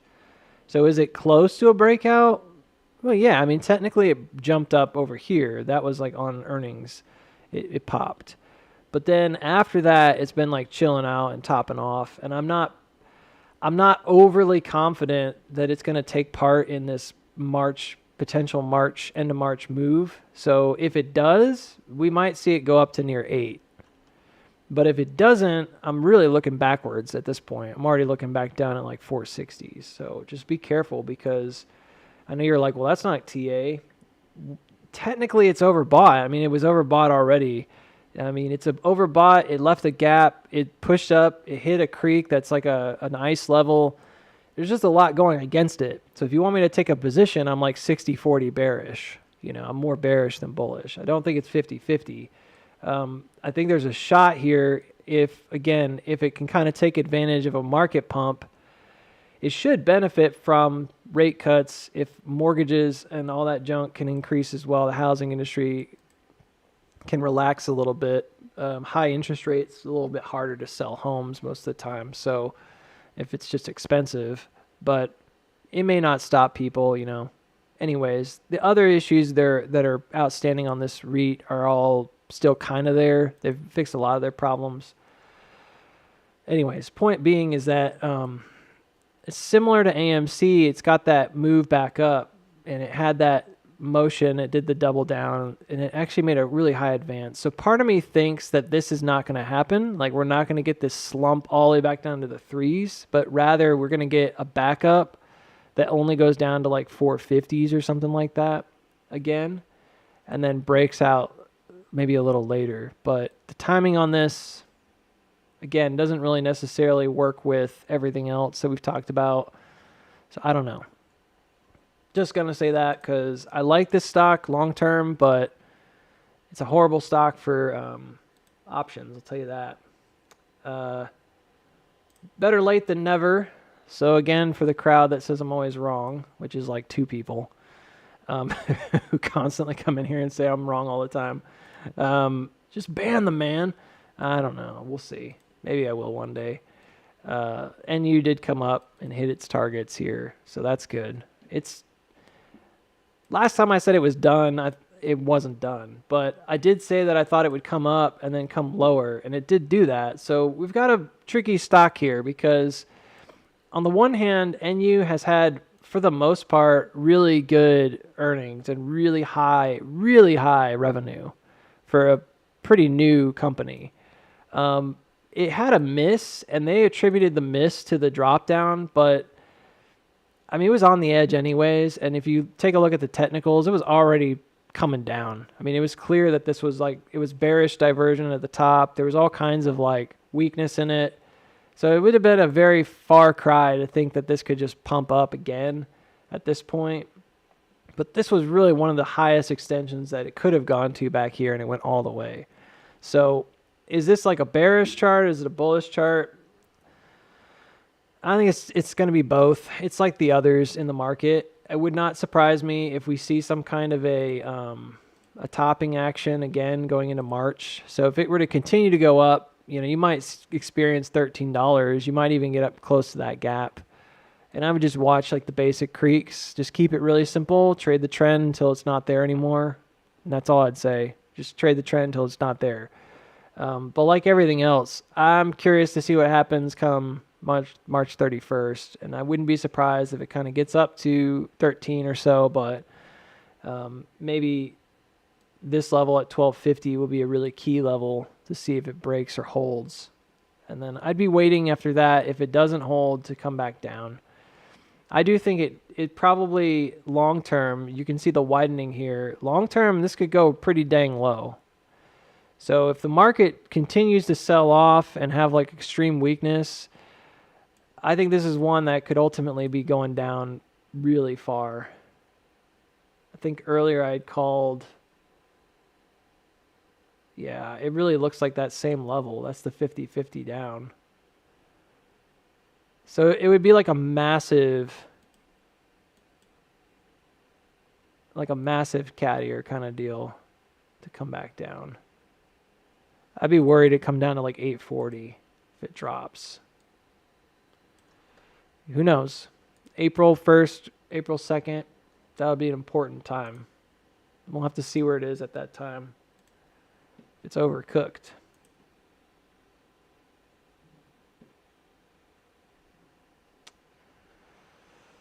Yeah, again, you know, what am I going to do? I don't know what to do. Maybe I should stop saying it. You guys are like, shut up, Buxy. Nobody gives a crap if you're always right or always wrong. This is really darn close to what we expected. The only thing that changed here was that instead of coming to the first drop, it went to the second drop. And that's it. Otherwise, the RSI looks exactly like what we thought it was going to look like. Exactly. This is exactly like what it should look like.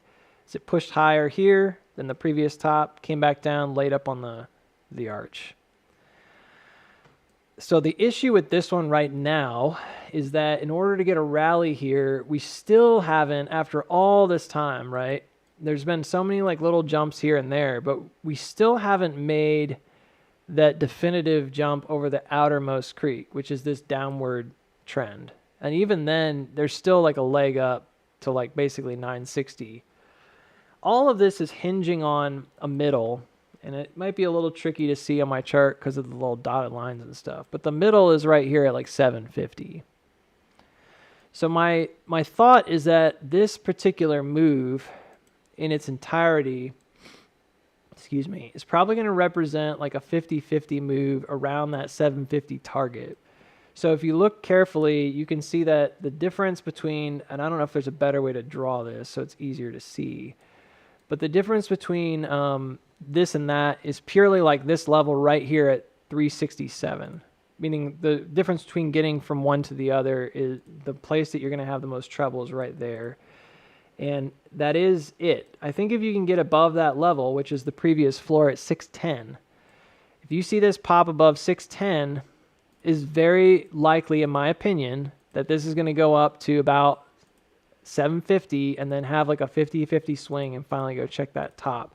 I think the market's going to try to take advantage as soon as it can and try to get there. If it does not do that, the only other alternative here in my mind is that it gets stopped. You can see it's right where it's supposed to be. It gets stopped at 750 again.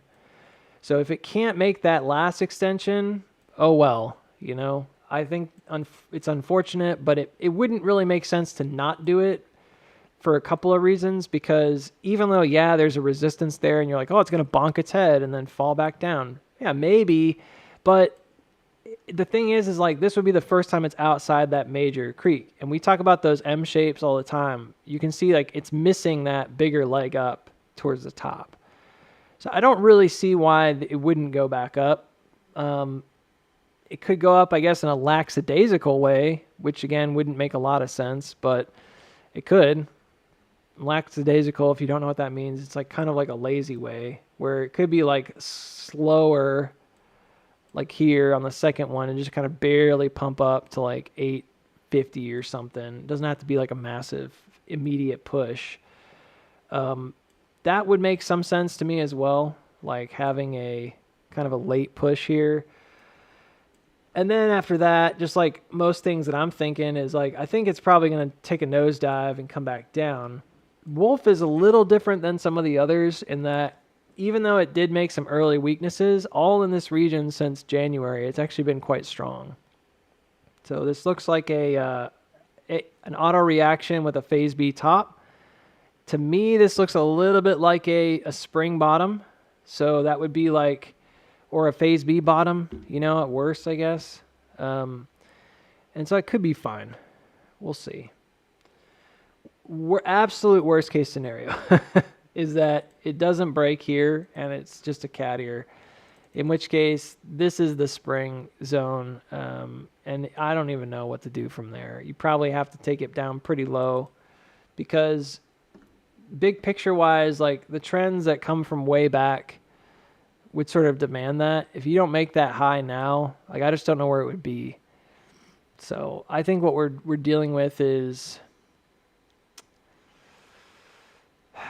like iterative waves. Like you've got wave iterations that are kind of trying to make their way back out. There is weakness in it, in that in some ways, in the way this is kind of constantly coming down, but the ear isn't there.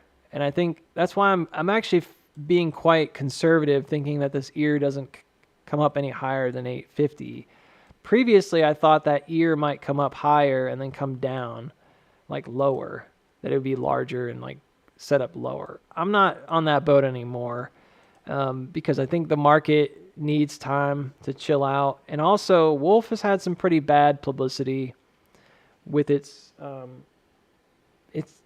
CHIP Act gave it a lot of its money, and it's been laying off people like crazy, even though they've been promising to have like a new place built with like 800 employees. They still have been laying people off at other facilities. It's just pains, growing pains.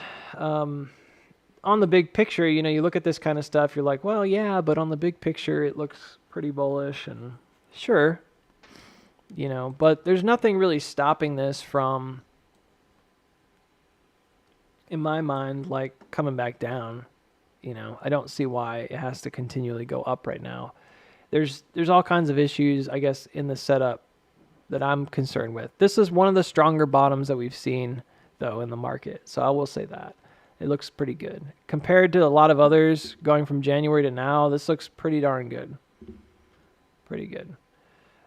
But I would not be surprised, again, if maybe by earnings, it's back down to these levels and or even lower to come check some other stuff. Because as much as I love divergences, they're not enough. Like you have to have the breakout. So something like this looks fantastic for a short term. It could even be better than that. But even still, like I'm assuming a lot here, thinking and originally that it could pop up and go over. But if it doesn't pop up and go over, then you're going to just sink right back down. This is just going to be like a localized cross with an M-top going into April, just like everything else. That's a real distribution test. And then you'll drop down low. And that's when you finally get that gravity of the double bottom. And that's really where this divergence probably comes into play more. And I think that's probably as far as I want to take that. Probably. Back to August. Yeah. Then I think, we're talking about that bigger move. As long as it doesn't completely crap out, go way, way, way low. Probably talking about that bigger move back up.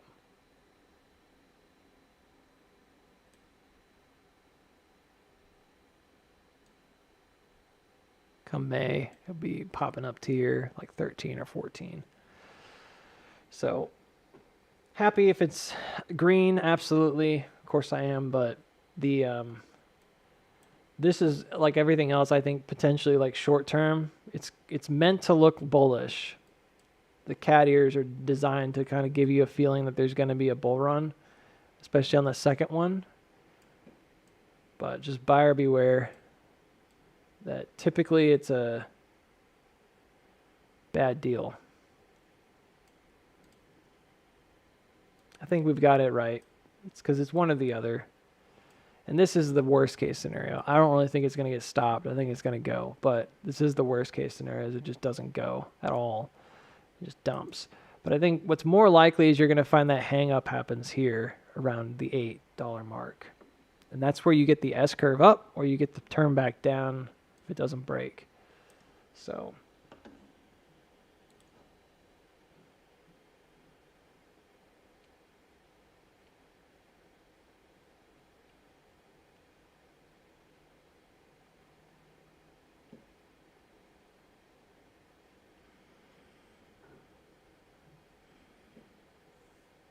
Envy and I already hit 33 cents.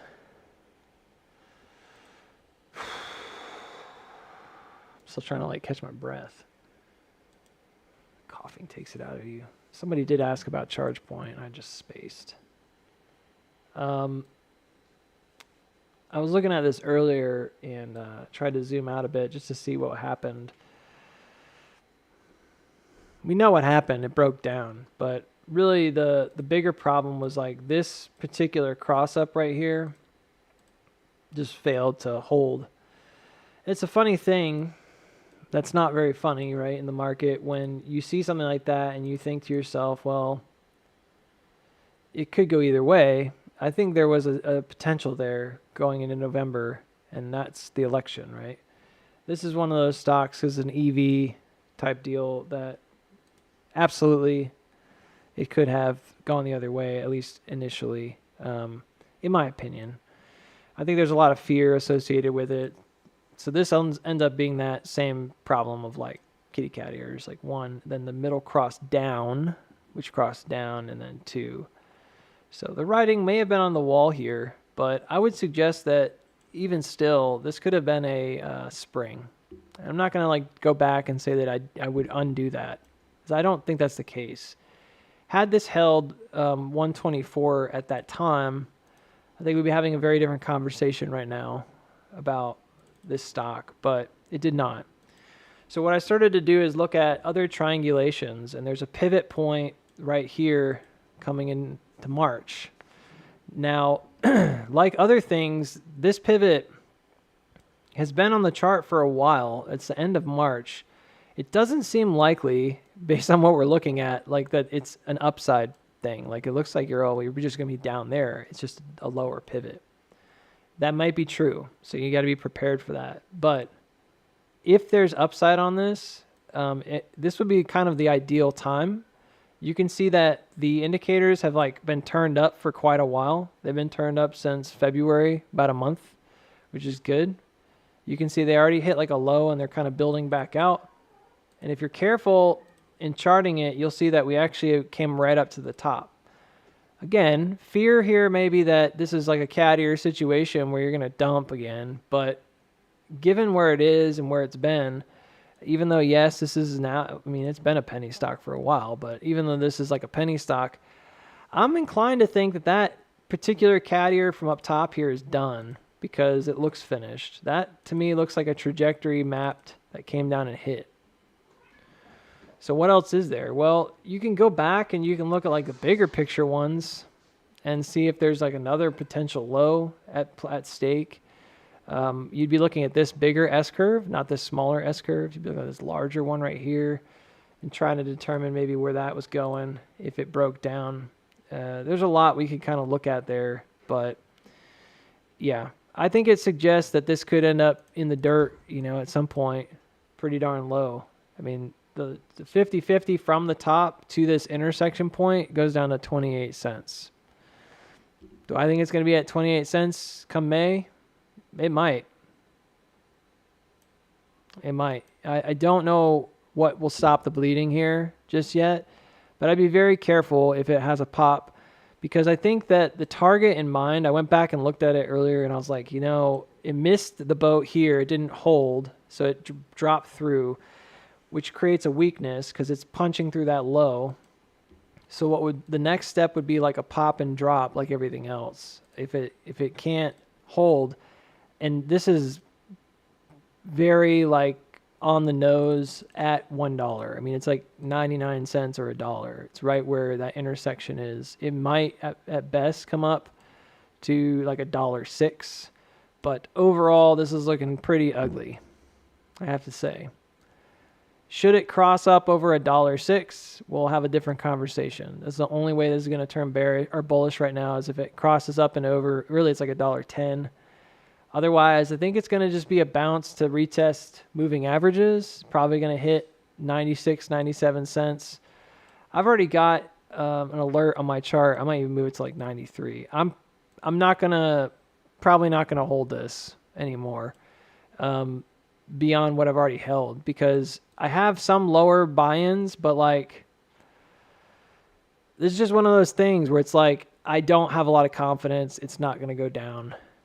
On the big picture, because of the way this turned, on the big picture, I think we're looking at capitulation, and yeah, it just seems very likely to me based on the setup, especially because it's punched low. Now, is it possible that it's punching low because it's going to go back up to the top of this trend? Yeah, it's possible. That's in June. That's, again, like a June run. But notice, like, the triangulation here is, like, exactly the same. Like, if it's going to squeeze, it's probably going to do it after coming down. Like that's a really interesting triangulation to this particular target on the 29th of May. And both of them are this like the same. Like that's what's really confusing about it. Is like, yeah, I could see either one. Um, so yeah, number of ways it could happen. Could be right there that it does squeeze in May and it starts running up pretty hard and it just goes straight up and this thing runs ridiculously, gets a bunch more people on board who think it's going to keep going, and then it dives again. 386, some massive run or something like that. Sure. Could this be an 1,000% squeeze in the making? Maybe. The other possibility, I suppose, is that it really is just kind of finished and it's not going to go down low. It's not going to try to trace down into these lower gutters, which is I think a threat. I think it's a very constant threat right now to this, is that going down to like 30 cents or something, which would have to endure splits. If it goes back up and it fails to push $1, they're going to have to do splits, which is what I think happens here. That might be where it starts, maybe the price starts resetting and you see some kind of massive shift, but not looking good. I think you got to get out probably around 90 cents to $1, in my opinion. I can't give you financial advice, obviously, but that would make the most sense to me. The only situation, again, where this kind of stays bullish or this becomes bullish is if it can cross up right here. I think if you see something like that, it's a kind of a different motion here. It would still probably wait until May, but you would have maybe some chop here around $1, push back out. And they're in the midst of all of that, you're like, well, yeah, but that's all upside. Yeah, there may be another downward motion here or something like that. So either way, I'm like, I don't see this as I think this is going to pop pretty violently. And then I think we're going to see it kind of pitter out and be done. So for a little while. Bad one for me to call out. I think long term, you just never know. We might look back in 15 years and this may be the company that won out and ends up getting the most contracts and has charging stations all over the world. You just never really know. It's a speculation play though, I thought because infrastructure was going to keep growing that you're going to have a pretty easy buy-in because you're going to just keep having infrastructure build out. Donald Trump and his administration, like it or not, don't really care. Like it's up to you. Was one saying he pulled the plug on all that. So they had EV things to build more infrastructure. And he's like, no, we're not going to fund that. Can companies still do stuff without government funding? Yes, of course they can. Can they still find contracts in other countries? Yes, of course they can. This is not something that is just bound to one administration's whims, right? So in the end, what we see happen with this stock, I think they could take it into their own hands. They've made some improvements. They have. I liked their earnings report. I don't like, obviously, they missed, but I like what they did with their company. I do. I like some of the things they're changing. That's not going to necessarily prevent this from turning into like a reverse split type or split situation. You know what I mean? So just keep that in mind. But yeah, I could see this having like a double bottom area in May and then rallying and having like a massive squeeze moment. Or maybe a split happens here. They announce it shortly after. What is the time period? It's like 6 months or something. They usually get an extension, but from the time it drops from like $1, they're put on a list.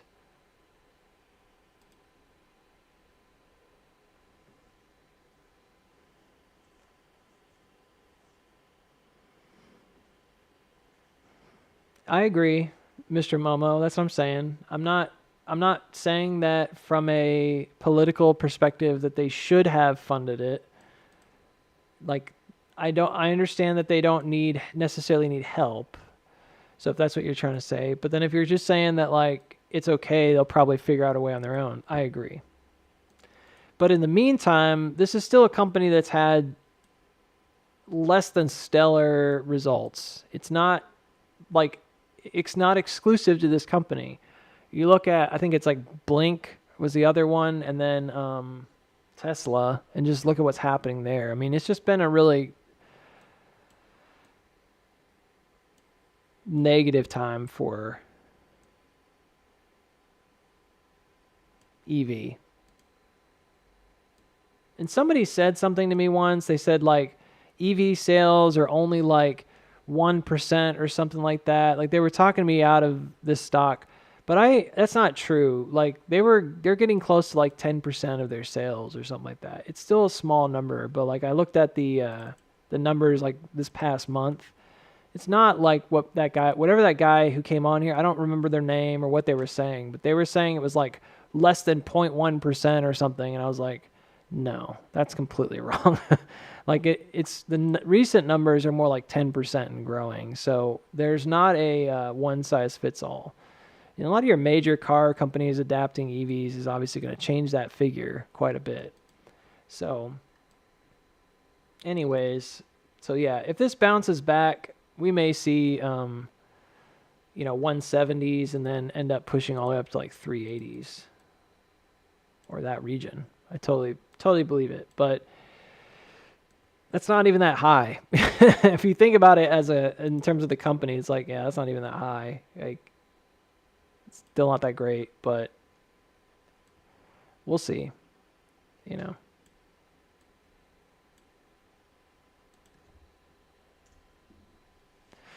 It's a long road kind of investment.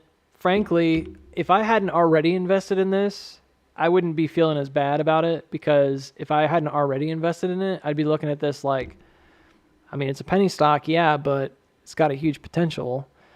And I would probably be a little more bullish about it long term. I'd be concerned about this massive dive happening, but other than that, I'd be pretty bullish about it. Personally, the reason I'm not happy with it is because I already had positions, and I'm like, yeah, they're just losing positions right now. So like, why would I hold them? I don't like stocks that are not doing well. So I'm waiting for my opportunity to remove some of those positions. It's all shares. NVNI. Good. I'm glad you made money on that. Yeah, the reason I had this, I needed to talk about this because I told somebody earlier that I was going to look at it. Good. We made some money on it. Yeah, it popped up, went over that hill. It didn't continue though.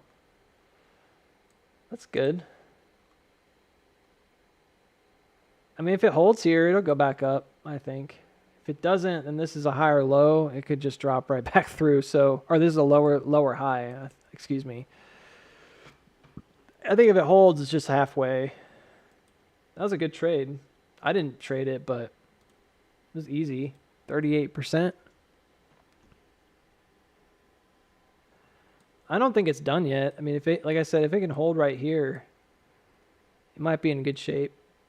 It's a really low creek, and it didn't make a higher low, so that's the only thing, or excuse me, a higher high.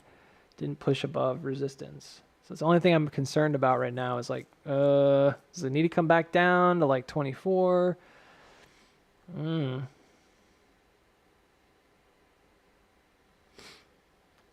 It's like a lot of things in the market. It looks like a stock that's trying to turn. This is positive on the 4 hour. We already saw that though. This is trying to turn up, but it's also at a position where I'm like, it just needs that breakthrough. It's not quite there. I don't want to push my luck. Yeah, I wouldn't push your luck on anything with penny stocks. You could trade it and maybe just take some of the profits and put it back in. That way, if you don't lose any of the original investment. I don't know what this is. 10 Holdings. This is like a financial stock. What's wrong with it? Good Lord. It looks awful outside. It's like a dust storm flying by. No wonder I'm going crazy.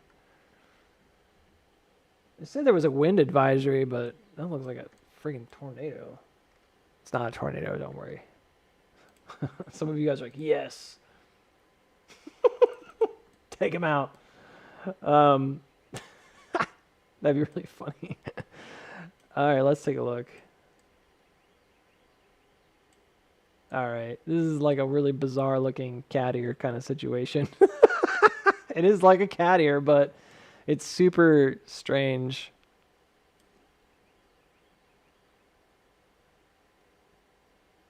They short him down from IPO, then let him bounce a bit. It's a fart in the wind, you know.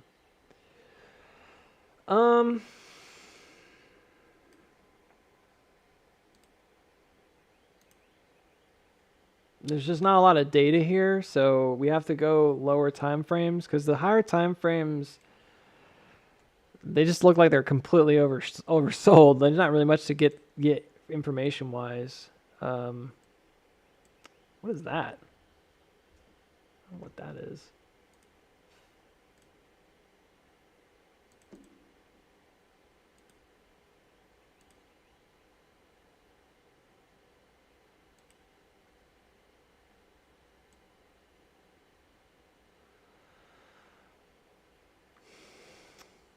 I'm bad at penny stock sometimes. It's close enough. Okay.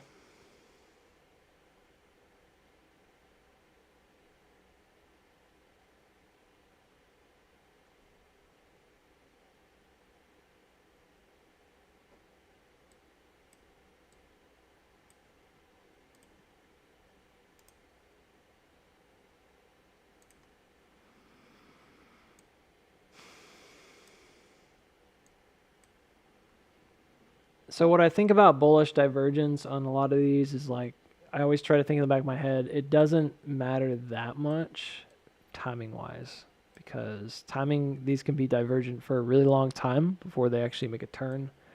So just keep that in mind. It is bullish divergent to a degree, but they can be divergent for a while. There's a couple possibilities. One is that this is the bottom of the wave, and this is already at the top of the wave, weirdly enough, and then it's going to drop again. The other is that this is actually the top of the wave, which seems more likely to me, and this is all the bottom of the wave. And it may have like a minor drop because this is like a 1, 2, 3, 4, and then it will pop up. That seems a little more likely to me, that like this is a 1, 2, and so it's experiencing like a minor drop here on that RSI before it pops. And where does it go?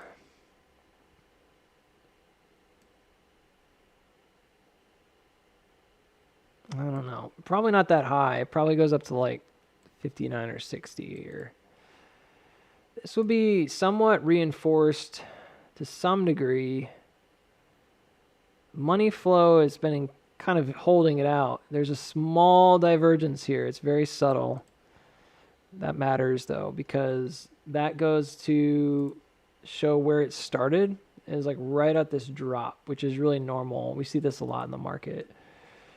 And that could become like a price target later. So we want to keep that in mind. So this level right here was where it started going divergent.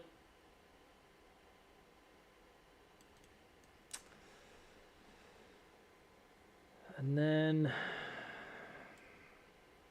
I'm just trying to identify like if it dropped again and then has a move. I don't think the drop has to be very big.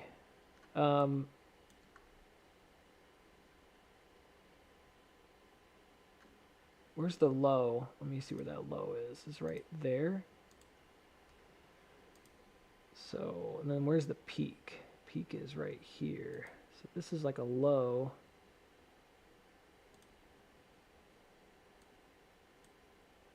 It's really close actually, timing wise. No, low, peak, peak's here. Low is a little further back. There. It's not even though. Well, no, I guess it is. Just doesn't look even. Yeah, that wave is actually pretty even, so it looks good. That's like the middle. I thought it wasn't for a second. It looked wrong. It's just like a visual trick, I guess. So wave, wave, wave. So it's in a valley period right now because it went peak, valley, peak, valley.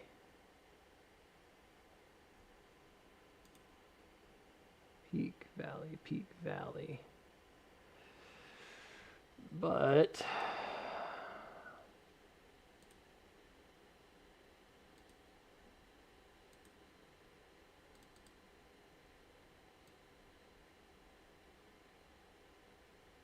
pretty dang close to being even.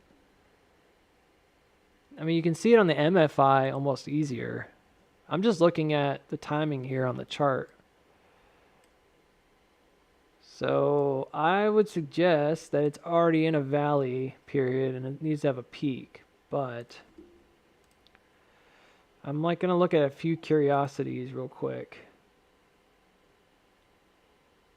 See, this peaks early and then the actual top is right there.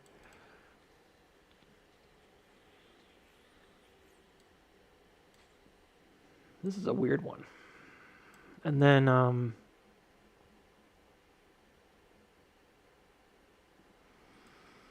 you could think of this as a peak and then a bigger valley, because again, this is all the first and this is a bigger valley. So there's two setups here. So all we're really doing is identifying that this is probably an M cross down here. It's just ugly. If we have to pick a number, if we have to pick a value for the drop, it's one of two things. And this goes all the way back to the top, doesn't it? Let's go a little bit low. Yeah, that's probably why it hit a peak right here, because it just popped over that trend. So if there's a valley, it's going to be really quick if there is one. It's probably going to be about this distance. I don't know why it would be delayed anymore, because it already looks like it's in a valley to me. Like it looks like it's done, ready to go back up, but there could be a pretty significant drop down. Won't last that long. This really only, it looks like a lot, but it's really only like a small 1 or 2 day move. So if this drops again, I think it goes to 32 cents if it drops again. About 32 cents. And that's the end of that rotation. And then you might have like a peak. So this trade is a very fast in and out trade if it drops, because you'd get in and then you'd probably want to get out pretty quick on a bounce, because there's no guarantees that this is not going to keep sinking down if it comes that low. Because the thing is like that's a drop beneath a trend, I think. And you may have a peak, but the peak might not be that very interesting. If that makes sense. Could be like here or something. So yeah, it's not a guaranteed play. Now if it doesn't have a significant drop, then I think it holds where it is now. Like it holds on like 43 cents or so. So the drop itself, because it's still in that like recovery period, like it's trying, you can see right here the 1, 2, and then it's trying to push back out, but a lot of times on that push out it still backs up, so they're really close, and there might need to be another 2 here, so it's like a 1, 2, and then a 1, 2.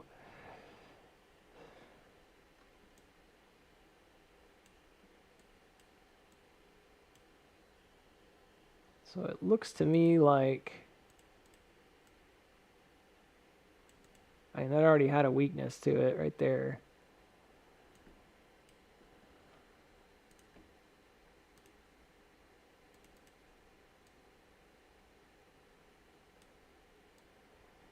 Yeah, we're just kind of tracking down. So I think if it's not like overly bearish, it's probably just going to come down to this point here at 44 cents. And then you'd see a recovery move there. So what might be a good way to enter this play is to set an alert on this line.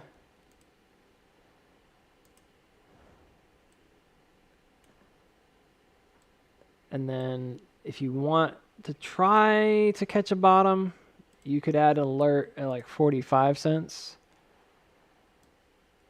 And then from there, you take that, trade it up. How high does it go? I think it's already at the valley, is what I'm trying to say. Well,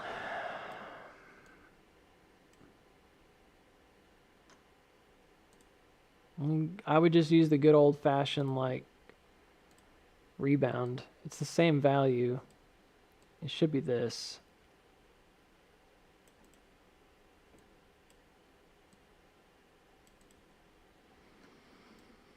Because at the end of the day, we don't know for sure, but at the end of the day, like that's really all we have. Like if this is an S curve down, it would be this initial drop. That's the depth of the valley. Like that's the depth of the drop. So the height of the drop could be the same. Normally there's a reason for that. So I could search for a reason. There's a ledge here at 64 cents. Then the outer trend here, even though I don't have it extending, actually does go up in March, not the 19th to 64. So if it's a big fast move, maybe it doesn't, I don't know, it could chop up there for a while. It could also just take longer. I don't know why it would do that, but it could be like multiple up thrusts, like boom, boom, and eventually hit that target. There's just a number of ways. I don't really want to be too pigeonholed about it. That is sensible because this is the middle of those ears right there, and that last drop on the middle would be normally the target. It's just so slanted that it looks like a mess. So either there or there. 62 to 65 cent. Yeah, I mean, if you drop down to this SOW area, which is kind of what it looked like it wanted to do, is like go down to like 44 cent. It gives you a really good measurement back up to that range at 62 cents. It's a 40% move if it does it. My bigger concern is it doesn't happen all at once, and so there's some kind of a chop here, and it makes it difficult to trade in and out of. There's usually a cross trend that's being messed with too, and I think that's going to be the bigger one right there. That's probably why it hasn't popped yet. So on RSI, you'd expect there to be because again, when the market's like lazy like this with the penny stocks, they're really sloppy about these lines, but they're there. I mean, you can see it right there in that cross down. I mean, I can see it. There's a move right here to jump through it, right? And it correlates to the middle. It's like an S curve. It's just really hard to see it. And it's all in the midst of this. There's an S curve right there. It's really small. But that's actually trying to break through this other trend, which started yonder.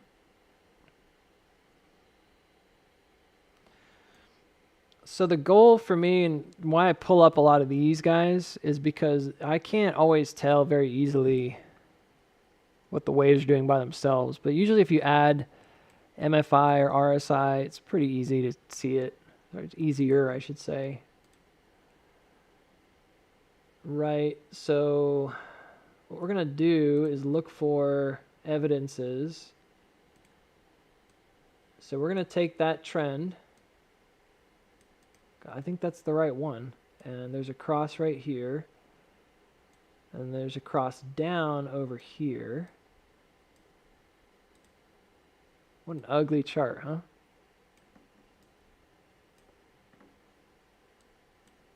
And then there it is. So that's right. Then it jumped through again here. Everything's kind of in the right place. I just got to make sure I'm not being biased about it.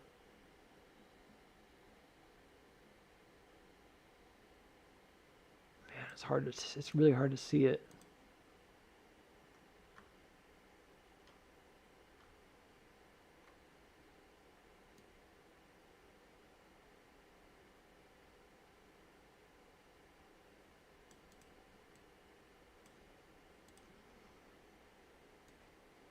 I'm going to use the edge.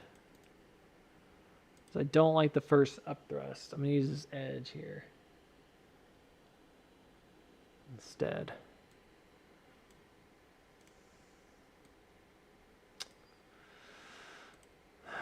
I think it goes through this right there. I think that is why it dumped. They don't seem logical sometimes, but they still follow something.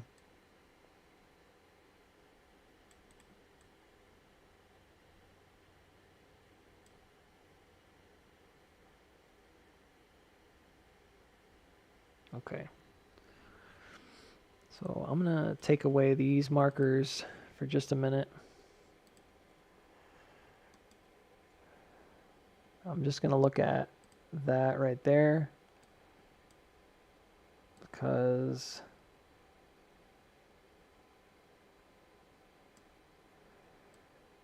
I think it's more important for what I want right now is like the wave.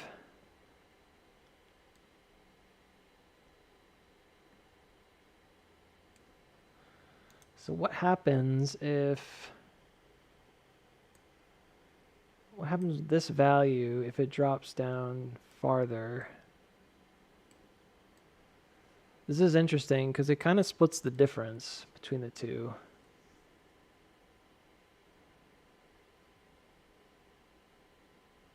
Though, I guess to be honest, it looks like that is more in line with this lower one, dropping through it and just curving up through it.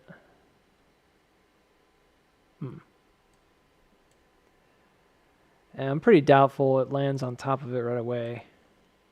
What I mean is that, like, yeah, this could just drop right to 39 and then, like, bounce out, I guess.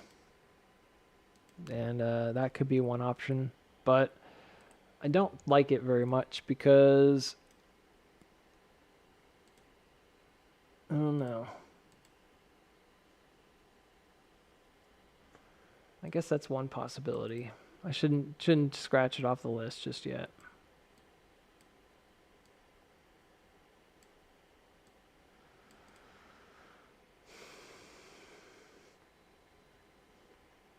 I wonder why I'm like thinking about this one so much.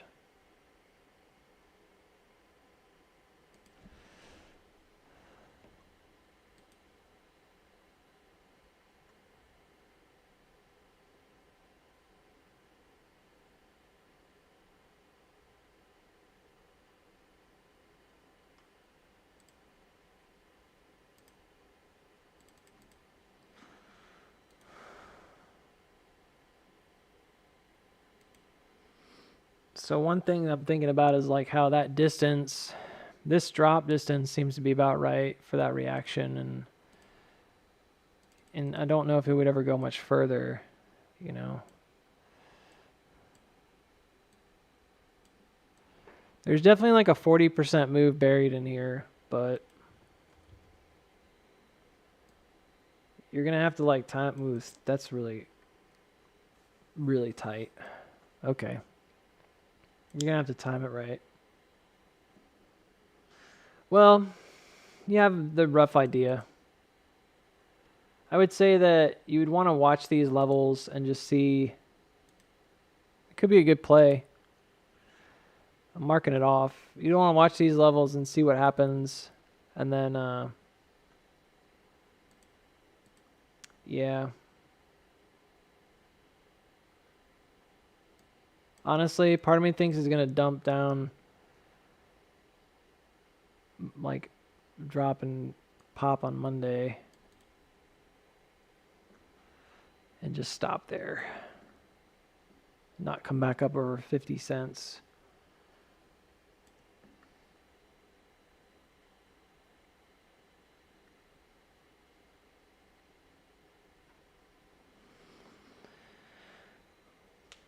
There should be one more drawdown, and then I don't know how far it's going to go. But if it goes all the way down to 32 cents today, might be a good over the weekend trade. It's dangerous, but I could see that being a pretty strong chance that it's going to pop. If it went all the way down to 32 cents today. It's probably the best case scenario here.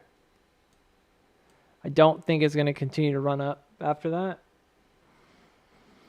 because I'm pretty sure what's going to happen after that point is it's going to start a second wave top. So this one's pretty long-winded, and notice that on this wave top, it didn't ever make higher highs. So once it makes that big reaction, that's cool, makes the reaction, that's just like the paw. But even like here, like that's a big move on RSI. There's just no advancement. So I would be very skeptical of this one. Very, very hot hands about it, I guess. That it would potentially keep going down. It just seems really simple.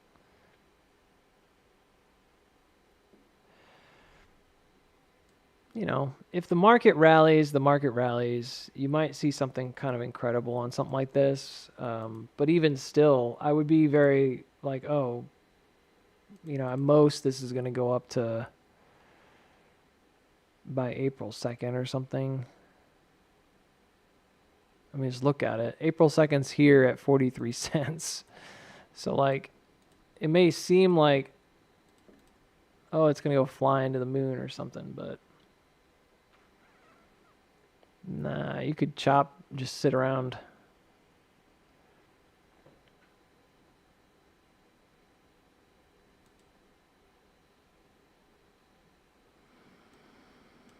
What I'm implying here is that if the tops are pretty similar to what we experienced on the other charts, and the market's a little bit more bullish for a week or so, and then it stops being as bullish again, this could be that's what that's targeting. So it's really just consolidation here before another drop. I don't know.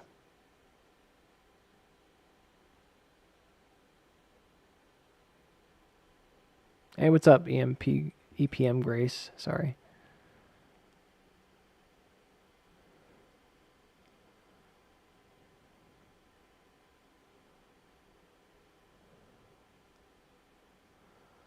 I'll look at Nova, and then I got to get going.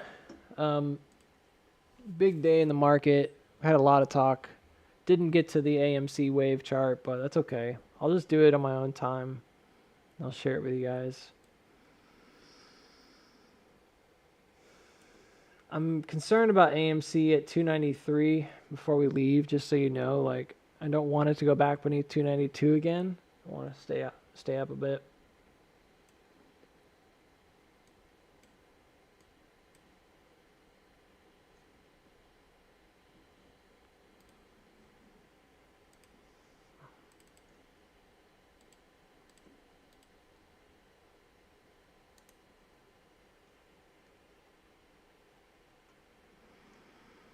Yeah.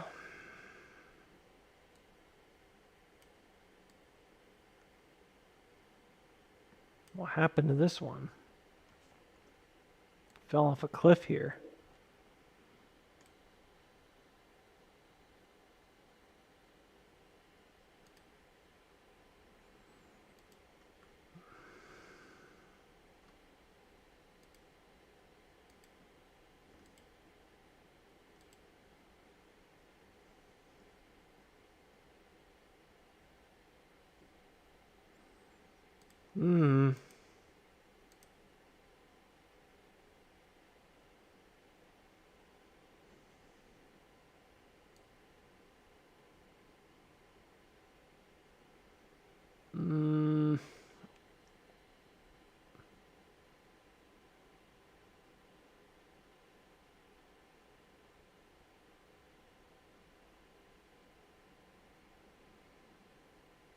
I don't like it.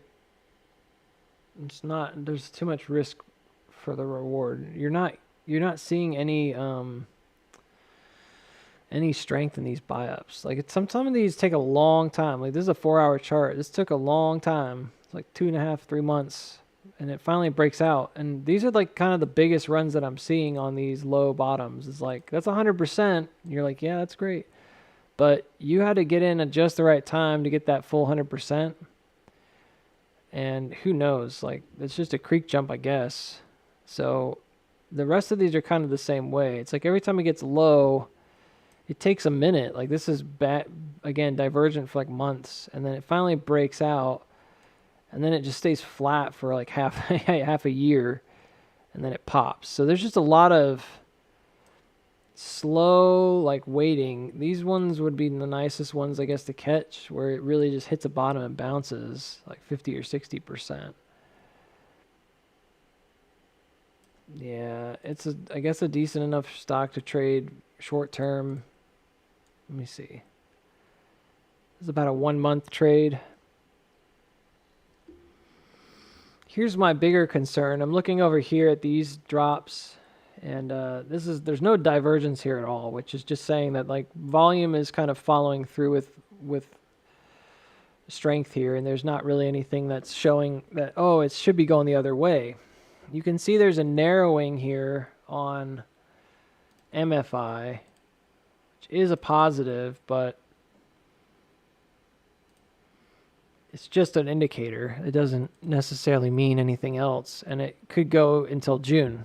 You know, this is kind of a theme in the market, right? Downward spiral, and this just chops, keeps it kind of balanced on the bottom. This is way oversold. Like something really bad happened. I mean, it was earnings, but something else must have happened at that earnings that really caused people to panic and get out of this thing.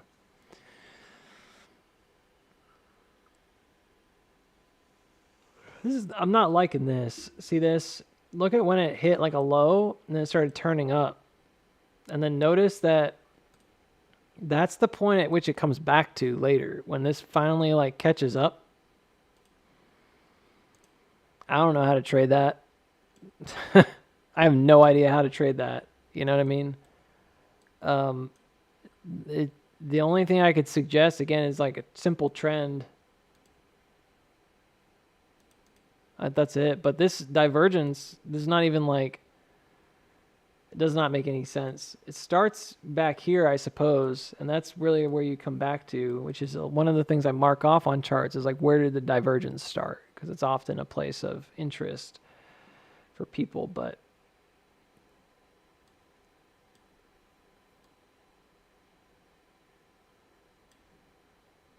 I'm just not good enough as a trader to really trade something like this, like, and get it right. I would have had a lot of trouble trying to figure out where this is supposed to be. I mean, there's earnings, but and then afterwards it's just gone. As soon as it hits that mark, you'd have to be out. And then weirdly, it has like a bigger run after, but it's after like a massive drop. So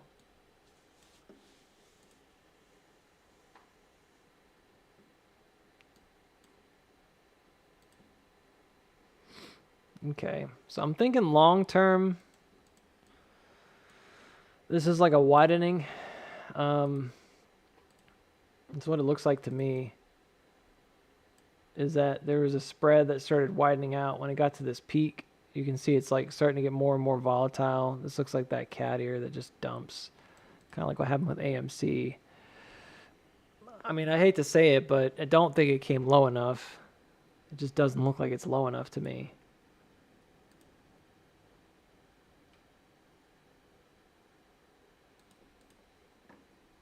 I think this is like a halfway marker for it. Yep. It's like a 50-50 marker for the move.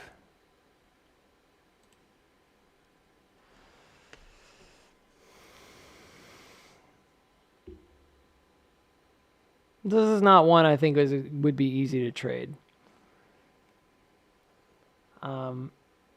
Maybe on like a smaller time frame, you could see some of these moves inbound before they happen. I just have a lot of difficulty with stuff like this because you're really just dealing with a pump and dump stock. Some of the earlier moves may have been a little bit easier. There's a little more time involved, but this kind of volatility is pretty insane.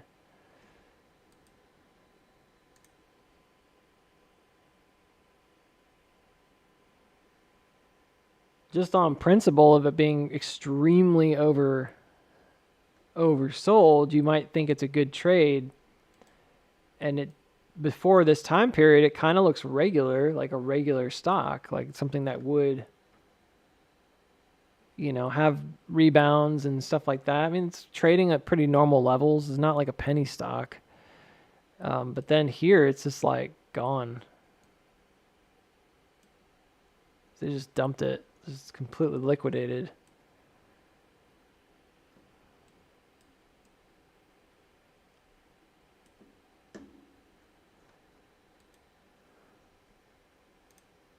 Once you get into penny stock stuff and you start seeing that it's super oversold, I feel like it doesn't mean a whole lot to me. I'm like, okay, so what does it mean? I don't know. Nothing. It could be nothing, frankly.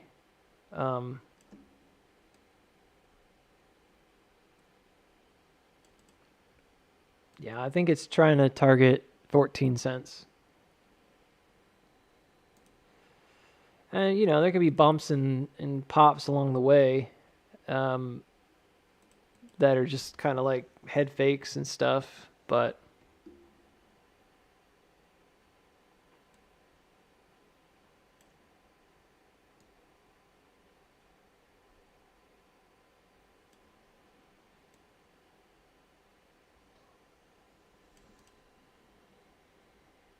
I don't know.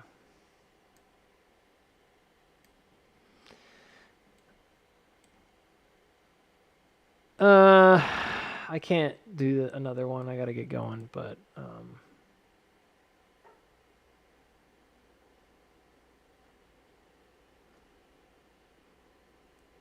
it's bullish divergent here. So I know we keep saying like everything, we're thinking like everything might go up in March, but the market does need relief. And if the bigger indexes and they start having some relief bounce next week, going into the end of the week before April, I would not expect very much of the market to sit out.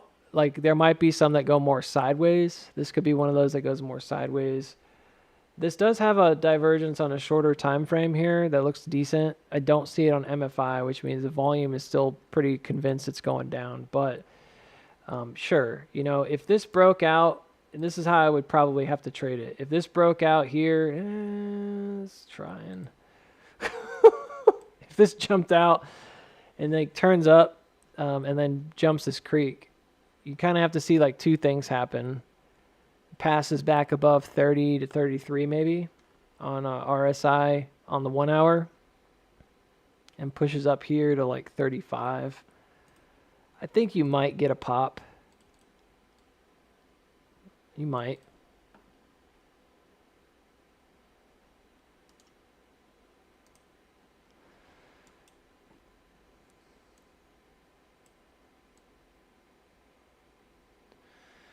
You have to make a new high, but 32 cents could be a buy-in level.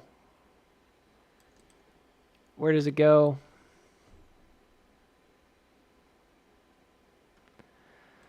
I mean, like I said, I'm not really sure. I think the reaction to this is gonna come later, but I do believe in this idea of like rotational symmetric moves sometimes happening. So because there's an idea there about shorts and then shorts covering. It could go as high as like 50 cents from 34. I could see that.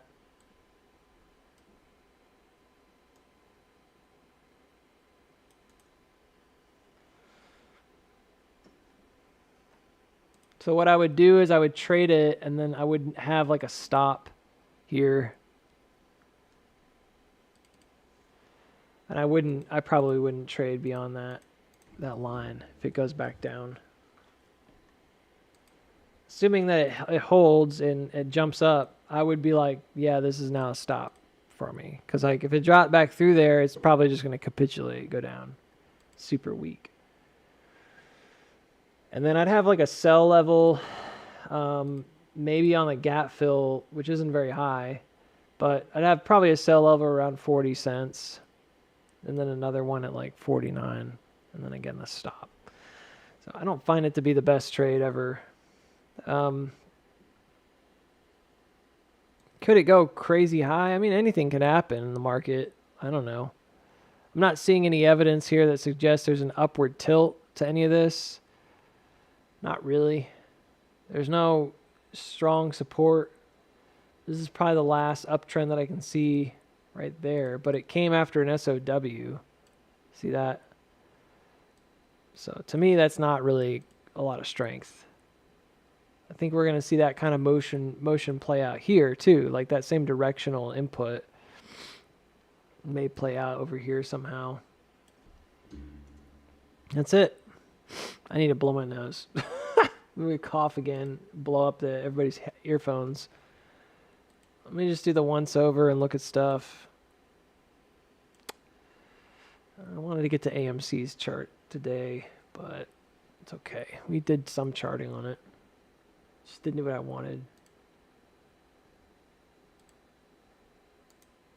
I am liking that it bounced where it bounced, GME. I know I mentioned it before, but there was a really important, significant wave here, that blue wave, and it's was there before it hit it, and I made it as clean as I could. So I'm actually pretty happy that it bounced where it bounced, but we're going to see what happens in the rest of this. Wolf's way up, 13%. Fang looking really strong, man. It's starting to look like it's getting ready to cross up. It might be in like a really good spot. Yeah, we may get there today. It'd be tight. I don't know. I'm being a little bit overconfident with that one, but if like anything else, it could have some backups. Not really liking the AMC's dropping again down to 291. To me, it's just about holding that level and keeping it strong. We'd rather end the day near 3. Right now, it just looks like it's taking a leak after a jump, but I don't really want it to push below. I guess 291's okay. I just don't want it to push back below that. It's not my favorite. We don't want to lose the creek right after we get it. That's what I was trying to say. It's starting to look like this weak scenario. I had that pop early and then dropped. Hit 3 and just wrecked it. I want to see it kind of build back up and out and press up it back up end of day. That would be okay. Doge. You just refer to yourself in like the third person? Plural?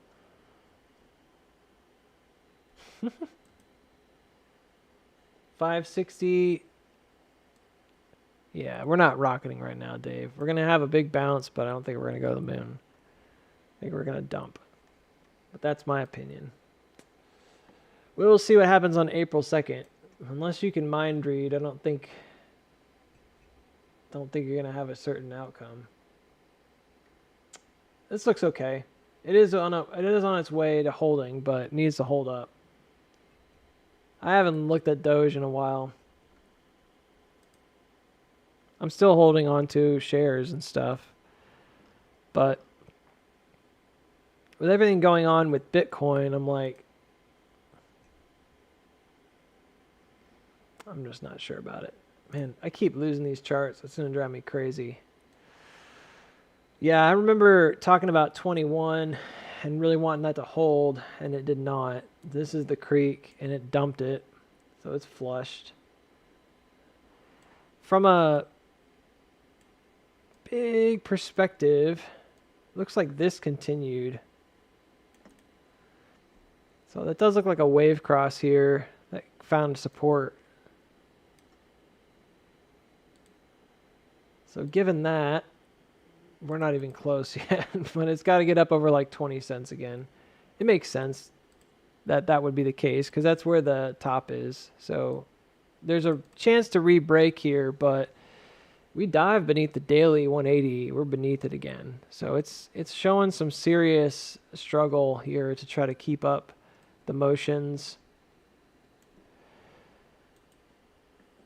It's not way off from what we were expecting here, but there was a lot of pullback. So, and I definitely think it broke back beneath that creek. So it doesn't look super strong to me. And then this, there's two lines here. This one looks like it's busted. Yeah, this popped beneath that.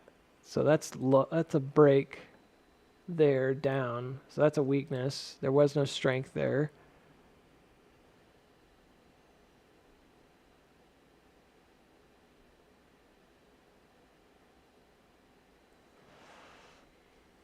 This might play out in some parallel structures that it could be kind of interesting to watch. Like that. I'm curious about that.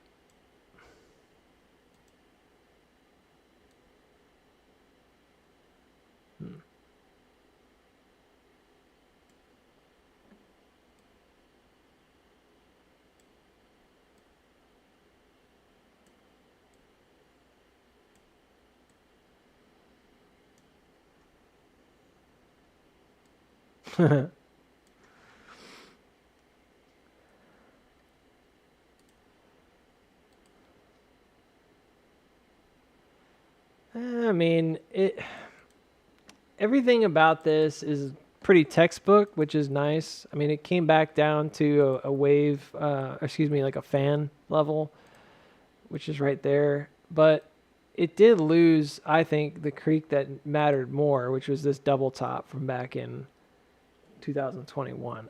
I put this as a greater importance than the peak, the buying climax. As a retracement goes, it's fine, but now it's got to like reprove itself. I'm going to guess that we don't see a breakout until May, like everything else. I don't know what happens right here. Don't know if I care that much, to be honest. But I think that we could see that break again in May. It looks like May.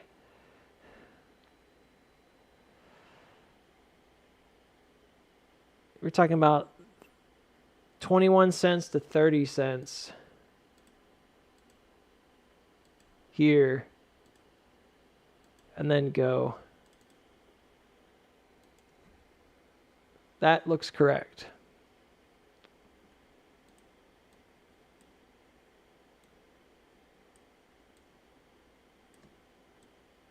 And that's when you really go up. That's where you hit an SOS probably, if you're going to hit one. It's right there.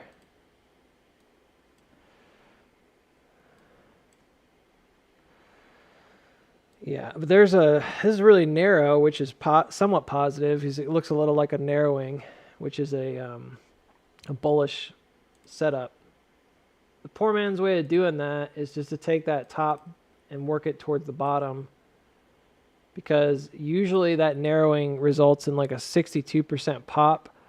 So you could do it on the outside here, and then that shows you, okay, well, we could be going up to 30 cents in April, which is great. Like maybe, but that doesn't mean much. If the market decides to come back down going into May, which we're kind of anticipating as a likelihood, then it doesn't necessarily mean much, because you could have it pop itself up and then drop back down once again and basically double bottom here.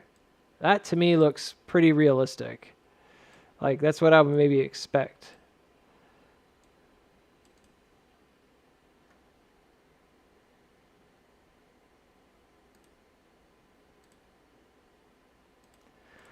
I don't know, man. Some of this stuff just kind of makes me want to sit back and just not do anything till May. I don't know if I really want to trade all this stuff on these ups and downs. I know I need to, but it's stressful sometimes. It looks like one good bullish trade going into the end of the month to me. And then I think we're going to see... I don't think we're going to get all the way up there. I don't know why I put that there. Yeah, that looks right, though. And then I think we'll see a... well, because actually this could be where it starts. Since this is the first bottom, that might be more accurate. I bet it's that. I bet that's the 618 value.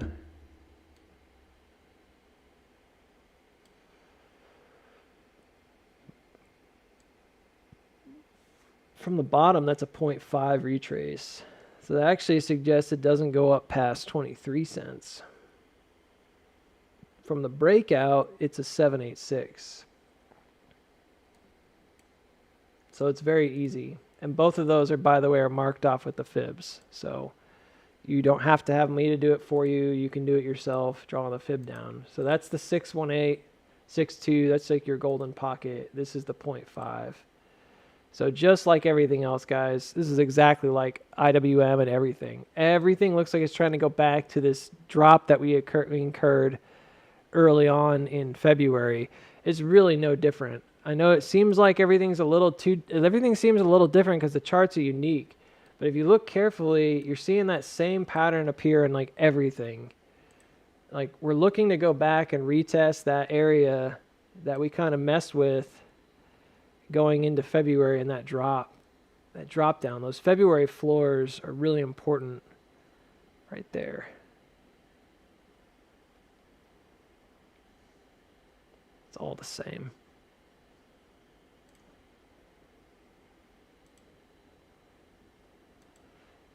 Oh, it looks like it's going to pop.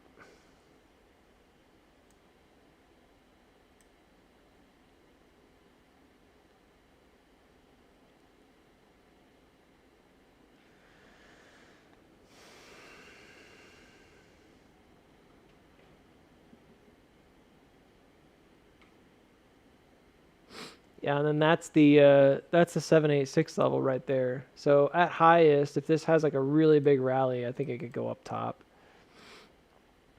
The most likely one, based on what I'm seeing right now, is like the most obvious one, I suppose, that seems like it's the most likely to me, is the 28 cent mark. Between 24 and 28. I don't like this. We're going to have like trees falling down.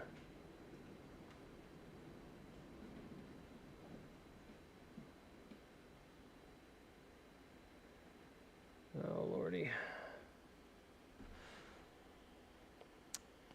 Doge is what I'm talking about.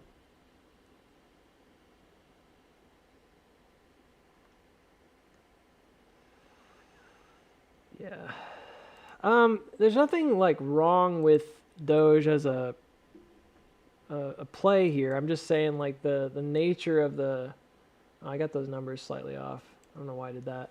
The nature of it, I think I shifted the whole thing down instead of pushing it up, but it's still roughly the same.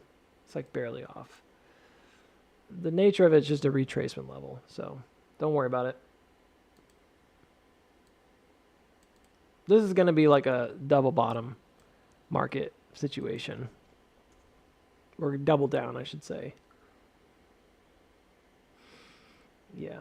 So of all these values, the area from like 24 cent to 27, 28 is the most high probability.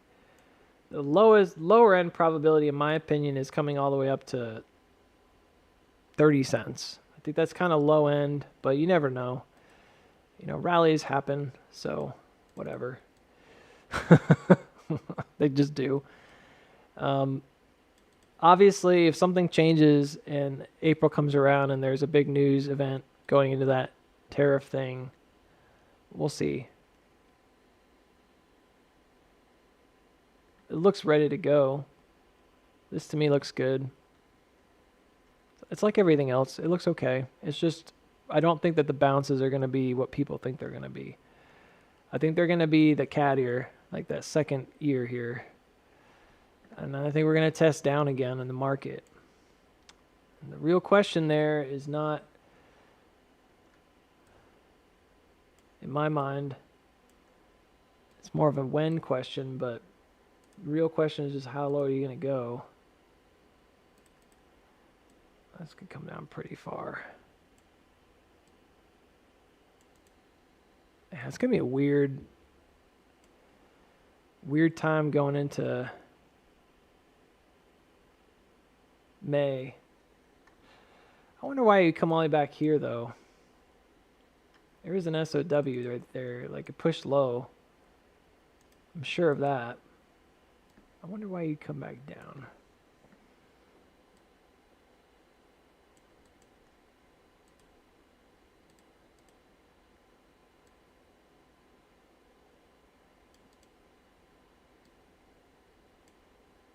Trying to get back to 14 cent or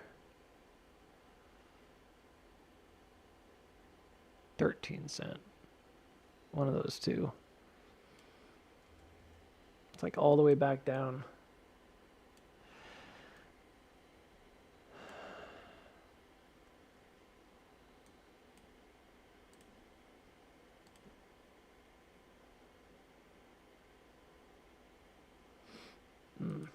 So those fibs go all the way to where we are. That's like a golden pocket move from the bottom.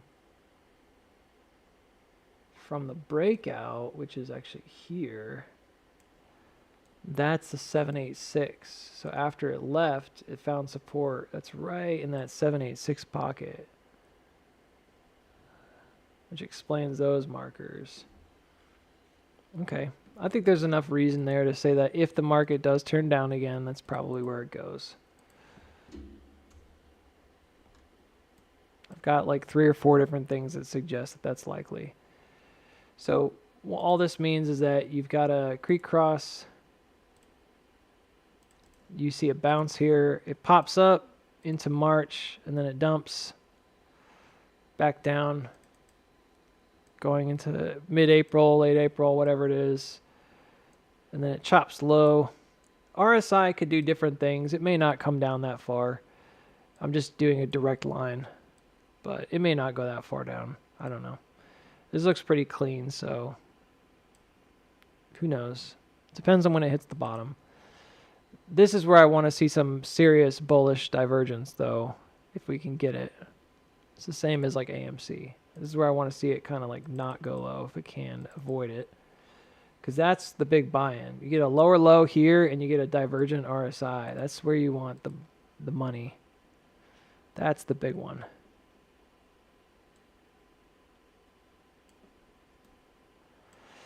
Yeah, and then I think the breakouts by end of May, and that I'm kind of being a bit fast-paced about it because we don't know how long it stays down here, but you'd want to see it buy up and out going into May 20th. Don't know if that's exactly what it looks like, but something like that. And then the bigger move.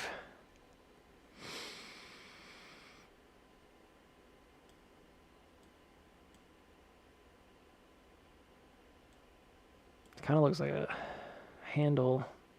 I guess we'll see where it goes. It's just an SOS with a little backup.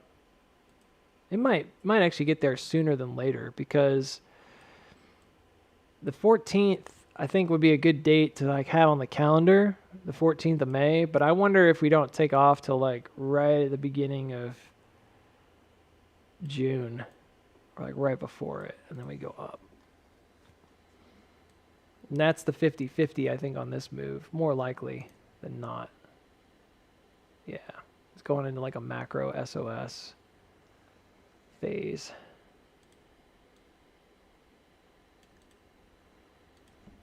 And we do it again. Then it's just a question of like, yeah, what do you think about, what happens next? I think we've got a lot of time before then, but I'll just do something like this. I don't know yet.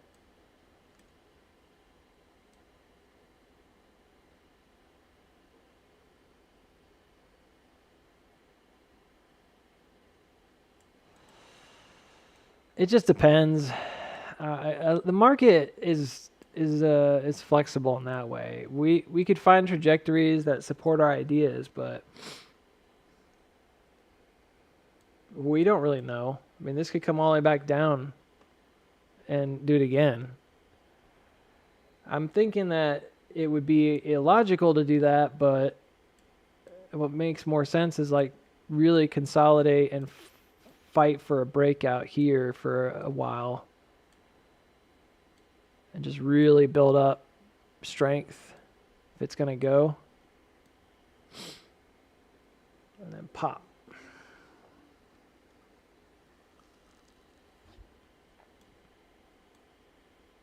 I don't think it gets there then. I've had some back and forth with myself about this because there's been some indication that we may actually get like a fall run, and I think that's very strange. It doesn't really make a lot of sense. So I'm kind of putting it out of my head, like it's not likely.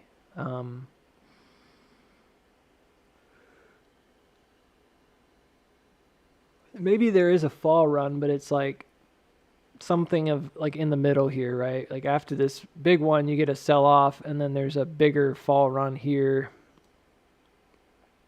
And then there's another sell off, and then there's a massive run near the end of the year kind of thing. I don't know. I'm rooting for you guys.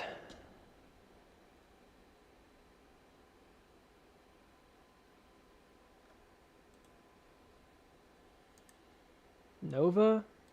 Oh. Yeah, I mean, it technically, like, yeah, you could have just traded that, but I don't think it's out until it's above here. So I'm not trading it till, if I do trade it, I wouldn't trade it till over 32. I understand the move's like maybe half done there, but I think it goes all the way without saying that you should probably just be careful with this one, because I already said I don't really like it that much personally.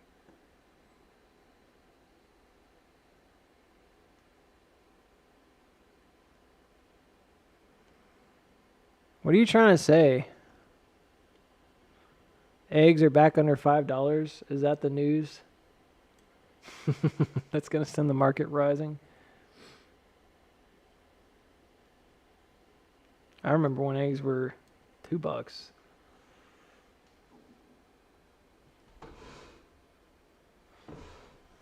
Cheap.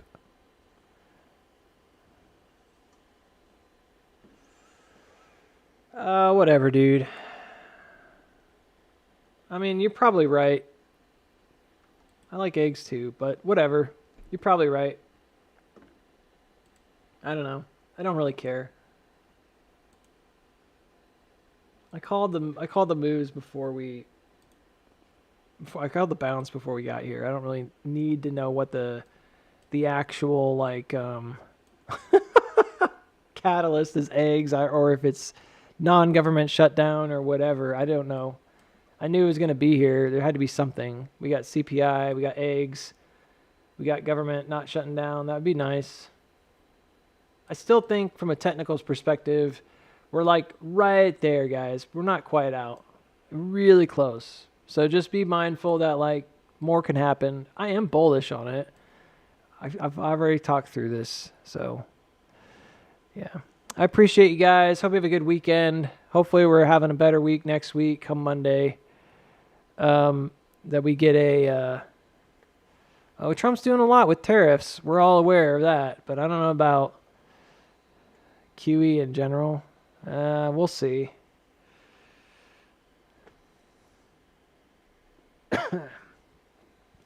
We'll see. All right. I don't want to say any more about it right now. Blood moon tonight, books. Uh-oh. On the blood red moon. Fills the sky. Y'all ever play Tears of the Kingdom? The blood red moon brings all the bad guys out again.